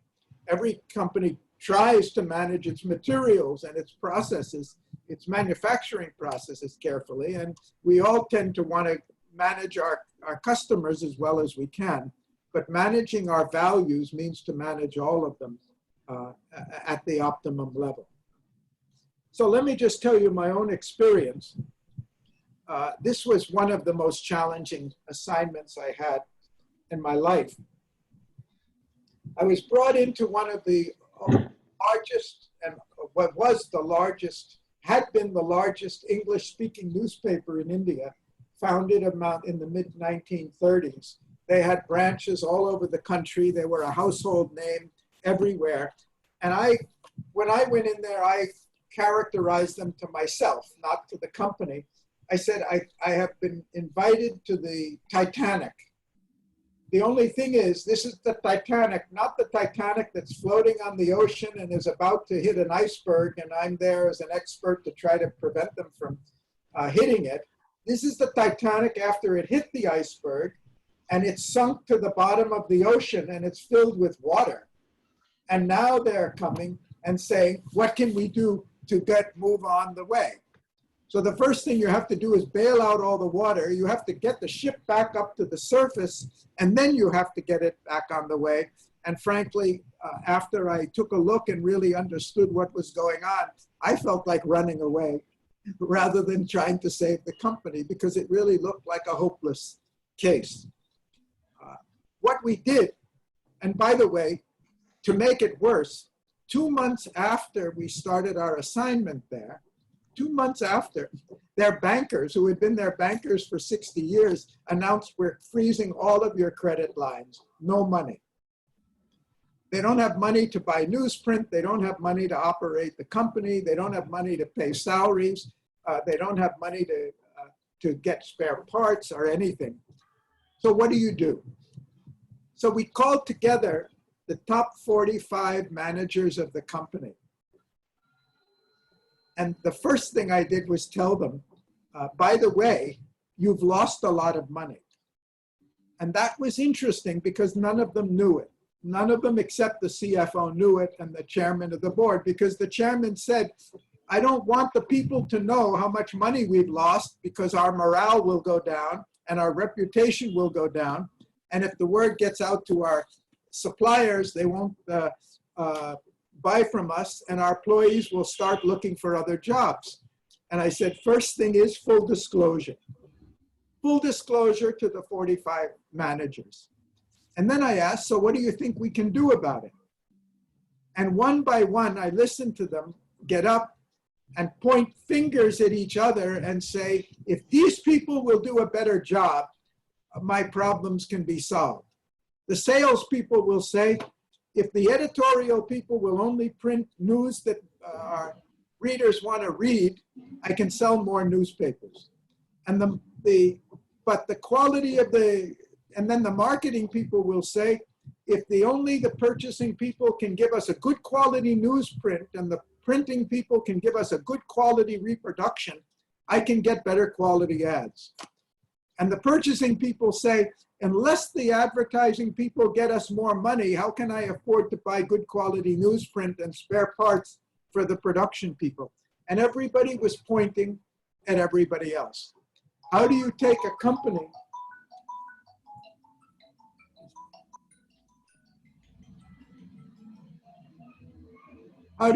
company where everybody's blaming everybody else for their problems and turn them around? And so what we came up with was what I called the Strategic Growth Initiative. I said, look, we're not going to quarrel about who's responsible. We're going to all take the responsibility and we're going to turn the company around. And we're going to do it by one thing. We're going to focus on raising the values in the company. And I set out a plan for these 12 values. We're going to systematically raise the implementation of these values in the company. And all of you are going to do it. And every employee in the company, some more than 2,000 employees, are going to participate in this. And we can't do it all at once because it's going to be a big effort.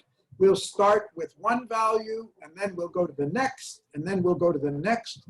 And over a period of 2 years, we systematically launched this value implementation program, for each of them going through the 5 steps that I just reviewed with you. And the one I found, I can mention any of them, but the one I found really interesting was punctuality. Because I asked the CEO on the first day, how do you do on on-time delivery of your newspaper? Oh, he says it's a problem for us. So I asked the managers, I said, you know, I'm under the impression that why do we call this a newspaper? Why is it a newspaper? It's a newspaper because it tells us what's new. And newspapers were around at a time when there was no other way to get information except through rumors and gossip. But today we've got internet, we've got TV, we got radio, we got every way in which they can get the news. If your paper is delivered a half an hour late or after the head of the household is already left for work, what good is your newspaper to him in the evening? By the time he gets to work, he's already heard the news on his cell phone or on, he's seen it on TV while he's having breakfast or something else. So I said, unless we can raise the delivery, reliability of our delivery so our newspaper reaches the customer as early or earlier than anyone else, we cannot achieve our goals. And then we started discussing and measuring. They had no measures in place for on-time delivery. They were delivering to hundreds and hundreds of different locations around the southern half of India, in rural areas, urban areas, suburban areas, and everything. And they had no records to really know how fast it was going. So we introduced measures. We introduced standards, monitoring systems.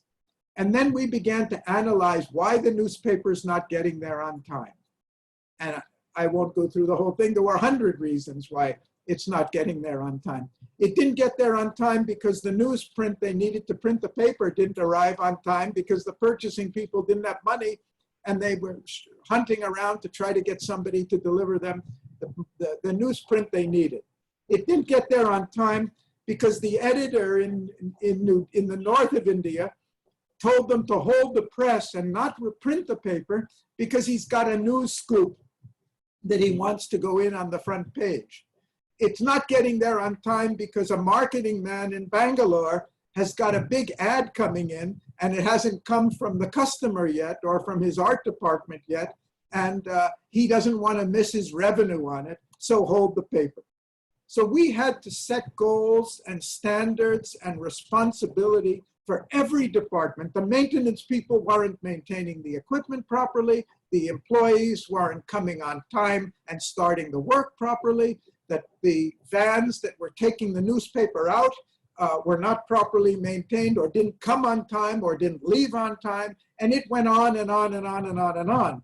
And we identified 100 reasons why the newspaper wasn't getting there on time. And in the subsequent months, we found the delays going down and down and down, and the on-time rate going up and up and up. And sure enough, the more it went up, the more the sales went up, the more the ad revenue went up, and also the more everything else went up. In the third year, we took up the value of coordination. And I'm just going through this to illustrate how comprehensive this approach can be. We said, now we've got punctuality, we got speed, we got orderliness, we got cleanliness, we got some good communication, we've improved our systems. Now let's look at coordination. And the CEO said, oh, our coordination is great. I said, of course it's great, but I would like to ask people in the company what they think of it.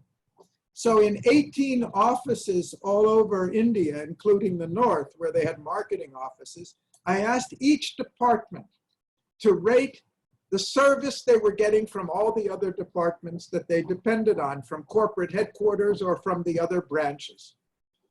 And we developed a measure of about 2,000 points where coordination is necessary for the company to function at optimal levels.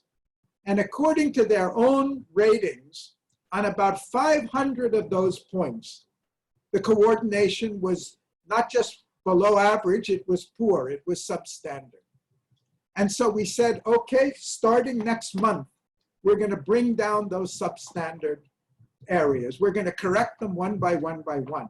And by the time I left the company, which was just at the time it was becoming profitable, they had reduced that 500 exceptions every month to less than 10. So the values were directly related to improved customer service, improved employee morale, lower costs, lower wastage. When we talked to the production manager about reducing the newsprint waste, he said, we've got 20-year-old equipment. There's no way you can get the newsprint waste down better unless you spend a lot more on quality newsprint. And we got it down by 50% after he said we had reached the minimum level of waste, simply by doing all of these things better. So I'm giving this example. The result was, and after we took up this work, the two biggest, most successful newspapers in the South came and opened up as direct competitors to them in their headquarter city. And yet, in spite of that, in spite of tremendous competition from companies with a lot of resources and a lot of money, they were able to turn it around and become profitable. So this is my experience, whether you're a startup or whether you're a company that's old and like London Life was, the scope for improvement is simply there with every company. And it doesn't depend on the bank and it doesn't depend on the market. It depends on what we do in the market. The society offers us the resources, but how we use those resources depends on how we manage the acts within the company. And values are the way to really manage every act to get maximum performance from it. So, in sum, strategies to implement values in the company. My experience, I once, not once, many times, but the first time when we were talking about values, I was addressing 150 CEOs of professional retailers selling high-end technology equipment in the US.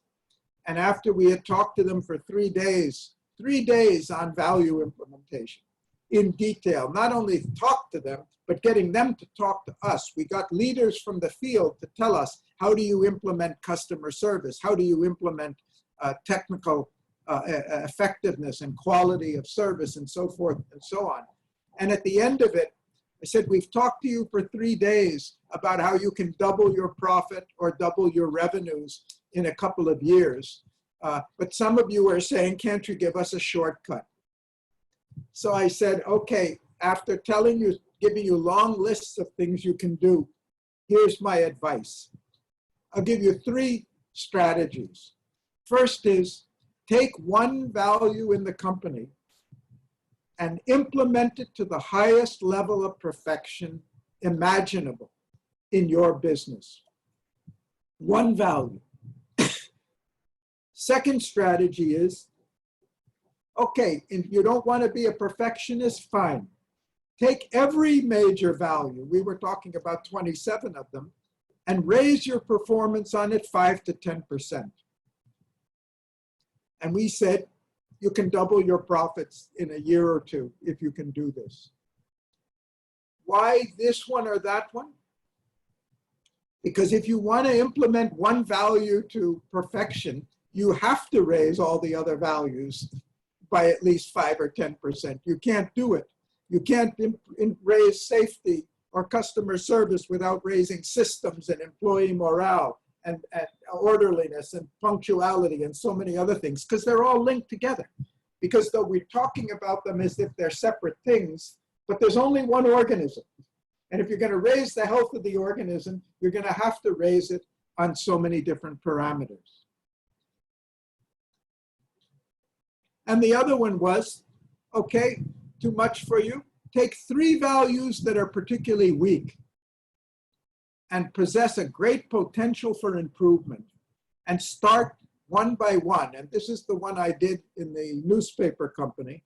I started especially with cleanliness, which should have been easy. You would have thought, how is cleanliness going to help them? They're not at a roadside restaurant. They're not in face-to-face. The customer never comes to their facility. But we took cleanliness first. And the reason I took it first was everybody can contribute to it. And by getting the place cleaner, everybody was exercising and showing a commitment and a pride and an investment in more respect for the company and the work they're doing.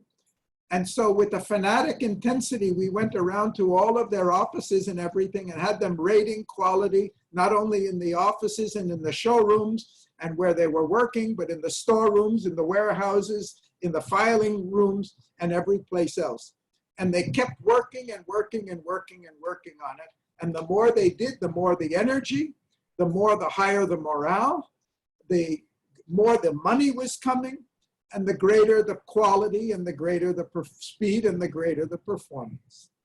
So this is value implementation. Easy to talk about, common sense, because we're all customers and we all want to get the best value for our money. But doing it is an art. It's not, you can call it a science, but doing it well and seriously is a real challenge. Any questions? I've tried to make this as common sense as possible, but that doesn't minimize its importance. The really important things are not quantum physics in terms of their intellectual complexity, but they are very challenging when it comes to implementing. So there's a philosophy here, a philosophy we're going to come back and talk about next week. The philosophy, I was talking about the infinite potentials that are there in the society, but essentially what I'm saying is those same infinite potentials are there within the company, no matter how hopeless it looks to be, the way Chrysler looked to be hopeless to the financial experts and the automotive experts as well. Questions, comments, your own experience. Have you worked in companies that are really committed, that tried to raise their values? Have you seen the power of values in a company you've been involved with? Have you seen the difference it could make? Anything? I can tell about my experience where I work in one of the Georgian breweries, and it was licensed company of Heineken, and Heineken had very strict requirements and regulations. They audited this Georgian company every 6 months, and these audits were very strict. And this was, when I started working there, this was the beginning of the business, so there was nothing. I started working there from the plant construction, from this base, and I worked until we produced several Heineken products. So there were no values, no standardization, nothing at all. But when Heineken started to work with this company, they sent their representatives and they worked hard with Georgian team to implement the different standards, policies, and to implement values. And one of the most important value that Heineken has is, like in the case of DuPont, it's safety. And in Georgia, it is very something very new now, because there is no Georgian company which is really bothered about the safety of its employees. It's something very new that is starting to be required by the government only now. There were many cases in Georgia when people died during constructions and nobody really bothered about this. There was a staff of 50 employees, and they were major, as the brewery was in the village near to Georgia. There were people who lived in these villages, and for them it was especially difficult to feel these values that Heineken required, these safety requirements. They were very they laughed about these things, that they were very unused to work in with safety requirements. But after 1 year, maybe 1.5 years, it really worked. People started to believe that this is important, and those employees who even didn't have the higher education, for them it was especially difficult to understand some such things, because they never worked in companies that has such a strict requirement. But they started to realize that this was they started to feel these values, because they saw everywhere that this was the requirement of the company. There were requirements on the boards, on the meetings, on the opening meetings every morning. Every meeting started with safety requirements. So they improved their work of style, and this was the basis of the company's success, because it passed several very tough audits performed by Heineken. And this way, this company managed to get a license from Heineken to produce their brands. This seemed to be impossible for me, but after some time, it really worked. Great example, Anna. And yeah, I could also give you an example. I've mentioned many times that our clients are the company that require quite much from us, like the standards they also have in their own companies. So, for example, when we got the clients like ASUS and Lufthansa and those like that, we had to implement the same rule they would have. And also in a country like Georgia, when the standards are very low and people look at this customer service job as just a call center and they cannot really understand what customer service actually is, you have to also keep your standards as you're a corporation, international corporation, but at the same time feel the kind of culture of the society itself. So what is the most important in my point of view is that we as a company are kind of raising the level of work environment and the values of the companies itself in the country, not just in our employees, because when they start working with us, they don't want to go down to the level people that was in Georgia. So the companies are trying to keep the past and the values that we have. They're trying to share it somehow, at least in terms of quality. So this is also very important. Like Anna mentioned for the example of Heineken, this is also an example for us as well. Really a very valid point. You know, your example, Anna, reminds me of something you've probably never heard of, but my Indian friends every household knows about it. I can't remember the year, it must have been the early 80s. One of the largest US chemical companies, since we were talking about DuPont at the other end, one of the largest US chemical companies is a company called Union Carbide. And Union Carbide came to India and set up some kind of a chemical company for some kind of advanced fertilizers or some chemical products. And not having the systems in place. In the US, they probably had the systems, but they may have had the same problem that you were talking about, Eileen, about transferring that to a country where the culture of quality definitely 40 years ago was not very high. It's much better now than then. They didn't understand the awareness.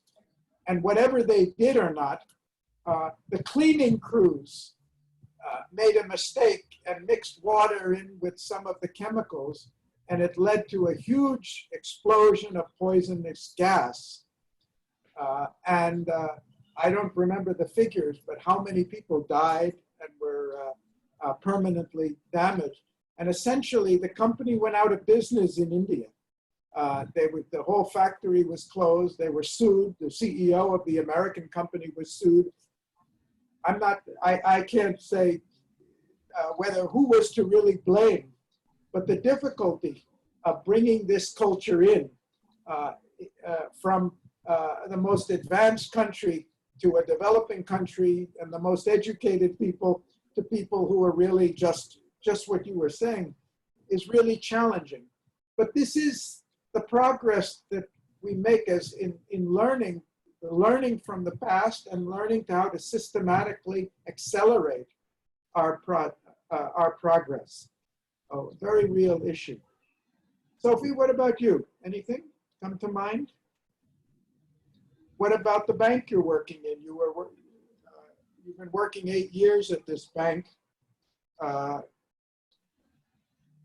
What struck you? What strikes you about the value implementation?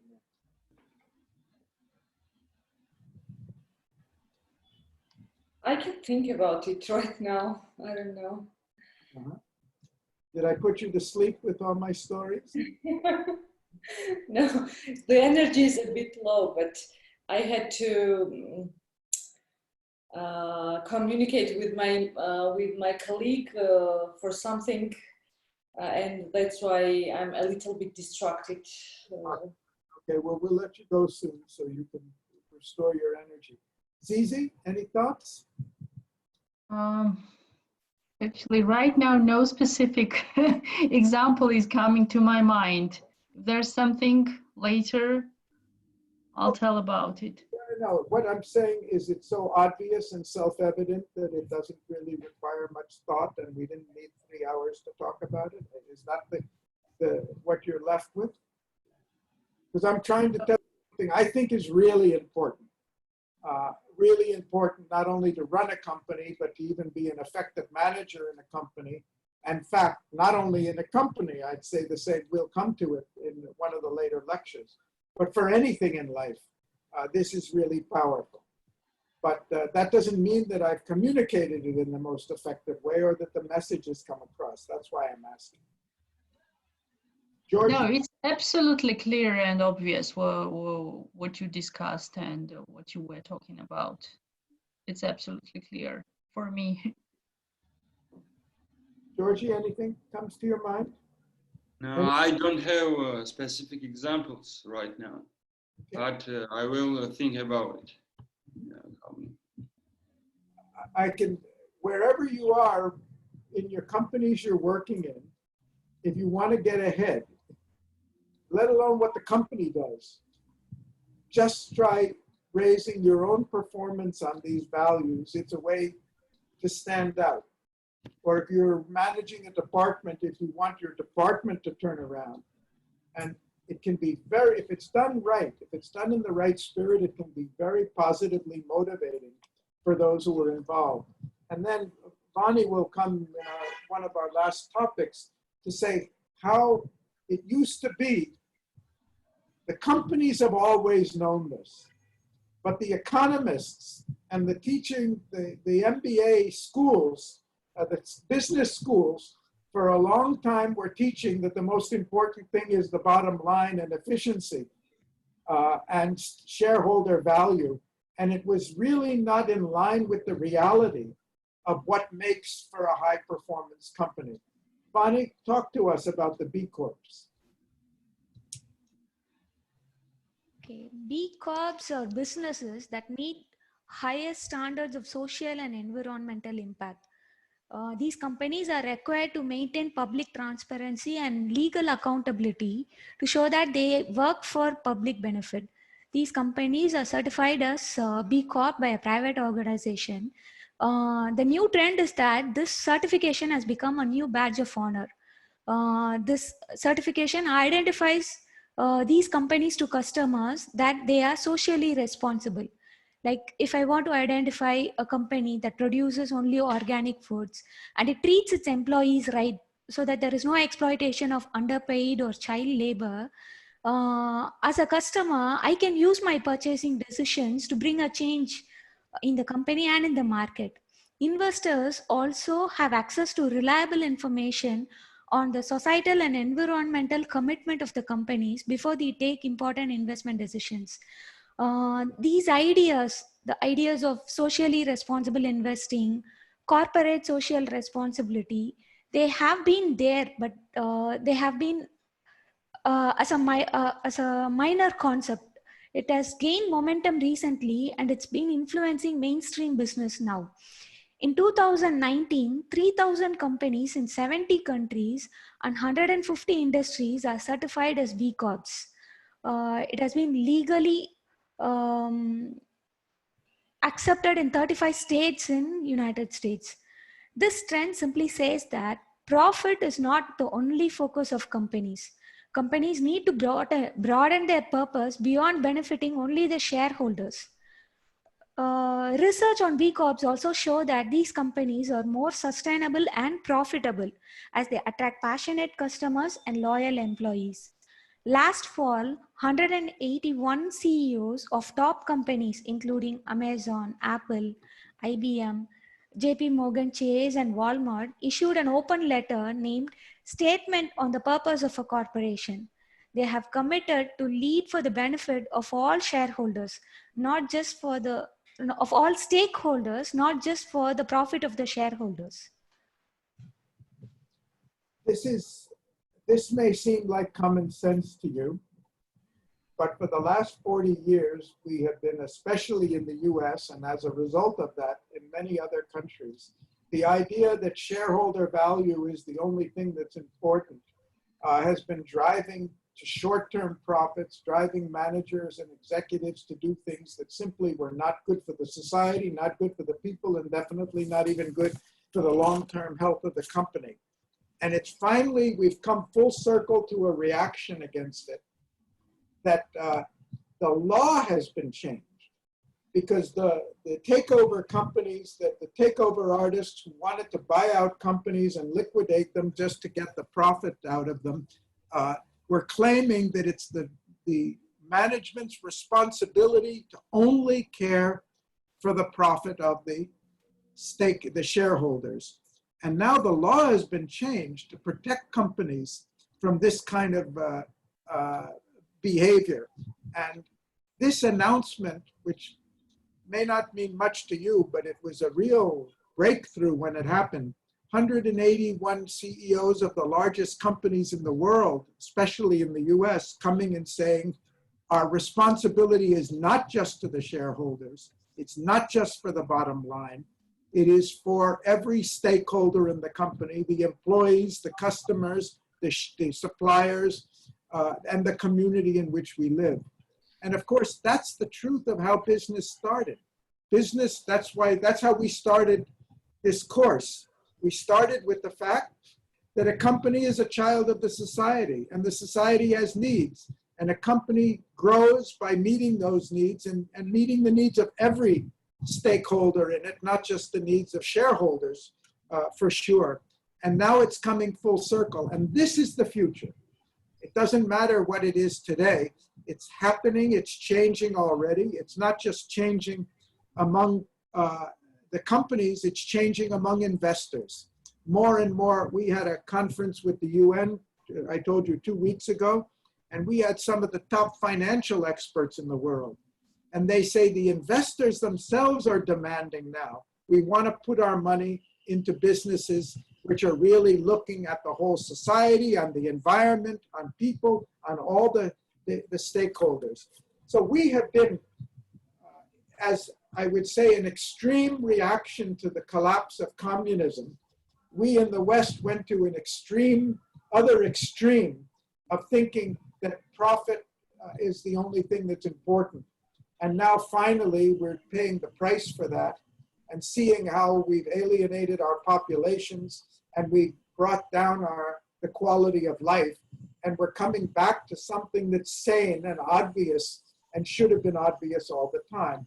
And that's essentially the theme of the paper that I asked you to read on the theory of the firm. My argument is we shouldn't need to talk about this. It should be common sense. But very often the most important things and the most sensible things are the things we forget in our extremism and in our ideologies. And they're coming back. And I do believe, and a lot of other people also believe, that this is the future, and we will see more and more of this coming in the coming years as we regain a little bit more of common sense as to what life is all about. That's called a big awakening, right? A awakening that we shouldn't have needed, but the fact is, this is life. We go to extremes, we get brilliant ideas, and we run away with them until we see the consequences as we've been destroying the environment. We shouldn't have to talk about the fact that we should be careful about how we treat the planet. That air is important and water is important. It's not rocket science, as we say, that this is common sense, but actually we've been behaving that way for a long time. And in spite of the pandemic and in spite of all the problems that we're facing today, there's more and more a sense that what these 181 CEOs have done is not an accident and it's not an aberration or an exception. It is a change in direction. And luckily, in the coming decades for you, as a younger generation, we're going to see this is the direction in which things go more and more. I believe that. We've been through some extremes, and now we're coming back to something that's more sustainable. So I think we've pretty well covered what I wanted to say today. Any questions, comments on this? Oh, there's a summary slide, but I think you get it all and you can see it in the PPT. I don't need to repeat it. And then we'll come to some homework. But before that, anything you want to say or ask, not just about this, but about anything we've talked about, or anything you want to talk about. We have 3 more lectures after this, I think.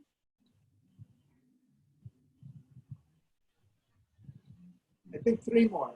This is yes, 3 more, and then the exam. 3 more lectures and then the exam. Anything you're really eager to talk about which we haven't talked about yet? Or you want me to stop talking? I know Sophie does, but I don't blame you if you all do. You took this course. I never asked you why you took it.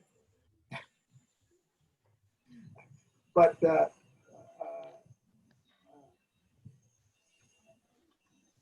I think you see the approach to talking about organization is to try to put it in the whole context of life, in the society, in the world. We've talked about the society as the macrocosm. We've been talking about the company as that unit that helps the macrocosm, that helps the society develop, is groomed by the society to develop. We spent the last 3 lectures on it. We talked about the 5 engines and how companies draw on the social resources. We talked about the process of converting energy into results last week. And now we've talked about values as a very powerful lever for improving performance in any work, whether it's in the profit sector or the nonprofit sector or the government sector or NGOs or whatever else it may be. And the last 3 lectures, my plan is to focus on the microcosm.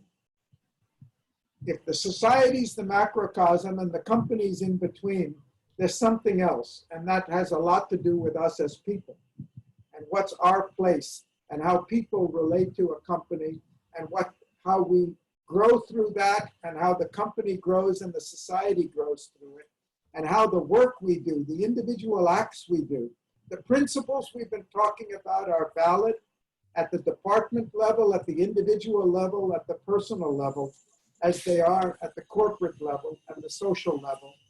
And if you remember, in my opening remarks, I said that the same process is there for companies, is there for societies, and is there for people. So unless you're really eager to talk about some topic at the level of the company, I want to talk about topics that will be of more personal relevance to all of us as individuals in our lives and in our role in any work, whether we're going to be entrepreneurs and managers or employees in somebody else's organization. Maximum performance, maximum accomplishment, and I hope maximum fulfillment as well. Okay, well, think about it. And if you come up with any inspiring topics that you want to talk about, send me a message. Then I think we'll just close by talking about the homework for next week. Srijit, what's it all about? Okay, this is the homework for the next week, actually, Vital Corporation, chapter 7 and 8, that is reading. But very important thing is, completion of a survey. I think most of you are, sir also discussed in the beginning, most of you are attached to one of the companies, actually. Most of you, or you have access to some of the companies. There are around 48 questions, mainly related with values, That is the 4 pages of chapter 7. Last 4 pages of chapter 7. It is mentioned very clearly, 48 questions are there.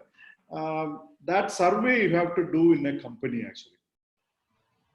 Any problem in finding out a company for yourself? I think you are working with a company, the same company you can use for. Yeah. If you're working in a company, do it in that company. If you're not presently, choose any company that you've worked in or any company you think you know well and do as much as you can to think about it. Okay. It's all related with the values what we have discussed. Around 48 questions are there. You can rate from 1 to 10 actually. The ratings are also there. If you refer the last 4 pages of chapter 7, it is clearly mentioned actually from the beginning. 4 pages you can read out, and the questions are plotted there, and you can use those questions for surveying it. Thank you, Srijit. And I'll just say something to, I hope, clarifies or eliminates any doubts or confusion. What essentially we've done is ask you to take 2 values, punctuality and orderliness, right? Correct. And I've asked you 10 questions on each of these values. You'll see it in the survey. 10 questions of different types to illustrate the fact that a value can relate to any part of the company or any activity in the company. So if I ask you about punctuality, it doesn't mean just do we start work on time or do we get off work on time or do we ship and deliver our newspaper on time? Do we get paid salaries on time? Do we pay our bills on time? The values apply everywhere. So to save you a lot of excessive effort, I've asked you to take 2 values and answer 10 questions on each, just so you get into the spirit of this. So you know what we're talking about. We're not just talking about one aspect of it. And then we've listed other values, some 20, 26 other values, and said, just give us one rating. It's an arbitrary, it's an impression. It's not an accurate measure. How good you think the company is overall on each of these other values. And I tell you, we use this, I've used this in hundreds of companies where we ask them to do the rating, and it's a very effective thing. And if any of you are interested in improving the performance of your own company, you can try doing it at the department level if you don't have access at a higher level than that. It really opens up, it makes people aware of how much scope for improvement there is. So we give you a short form. For each of these values, we could give 50 questions, not 10. And for most of them, we're only giving one question and asking each person to think about it themselves to really rate overall. And as I will emphasize later after seeing your results, raise the performance on one value, or raise the performance very high, or raise it 5 or 10% on all the values. You'll see the company grow, you'll see it respond, and you'll see people respond too. Okay, well, for your reward for listening patiently, we're going to let you off a little early today. To add to that, actually, on basis of the values, you have to answer a few questions. 3 questions are there. You can write and report to us, one day before the next class, actually. Rate your company's performance on the value listed in the form. Second is identify 3 most important values in your company. And what other values do you think could act as drivers for the growth of your business? This will make the survey as well as 700 words write-up. This will complete the homework assignment. And since you're talking about companies you work in, this is completely confidential, and you don't even have to tell us the name of the company. It's not for publication or circulation. It's just to really see, to hear from you and ask you to apply your mind in a context that you know well. Okay? Okay. Good. Look forward to Okay. today. Have a good weekend. Thank you very much. Have a nice weekend.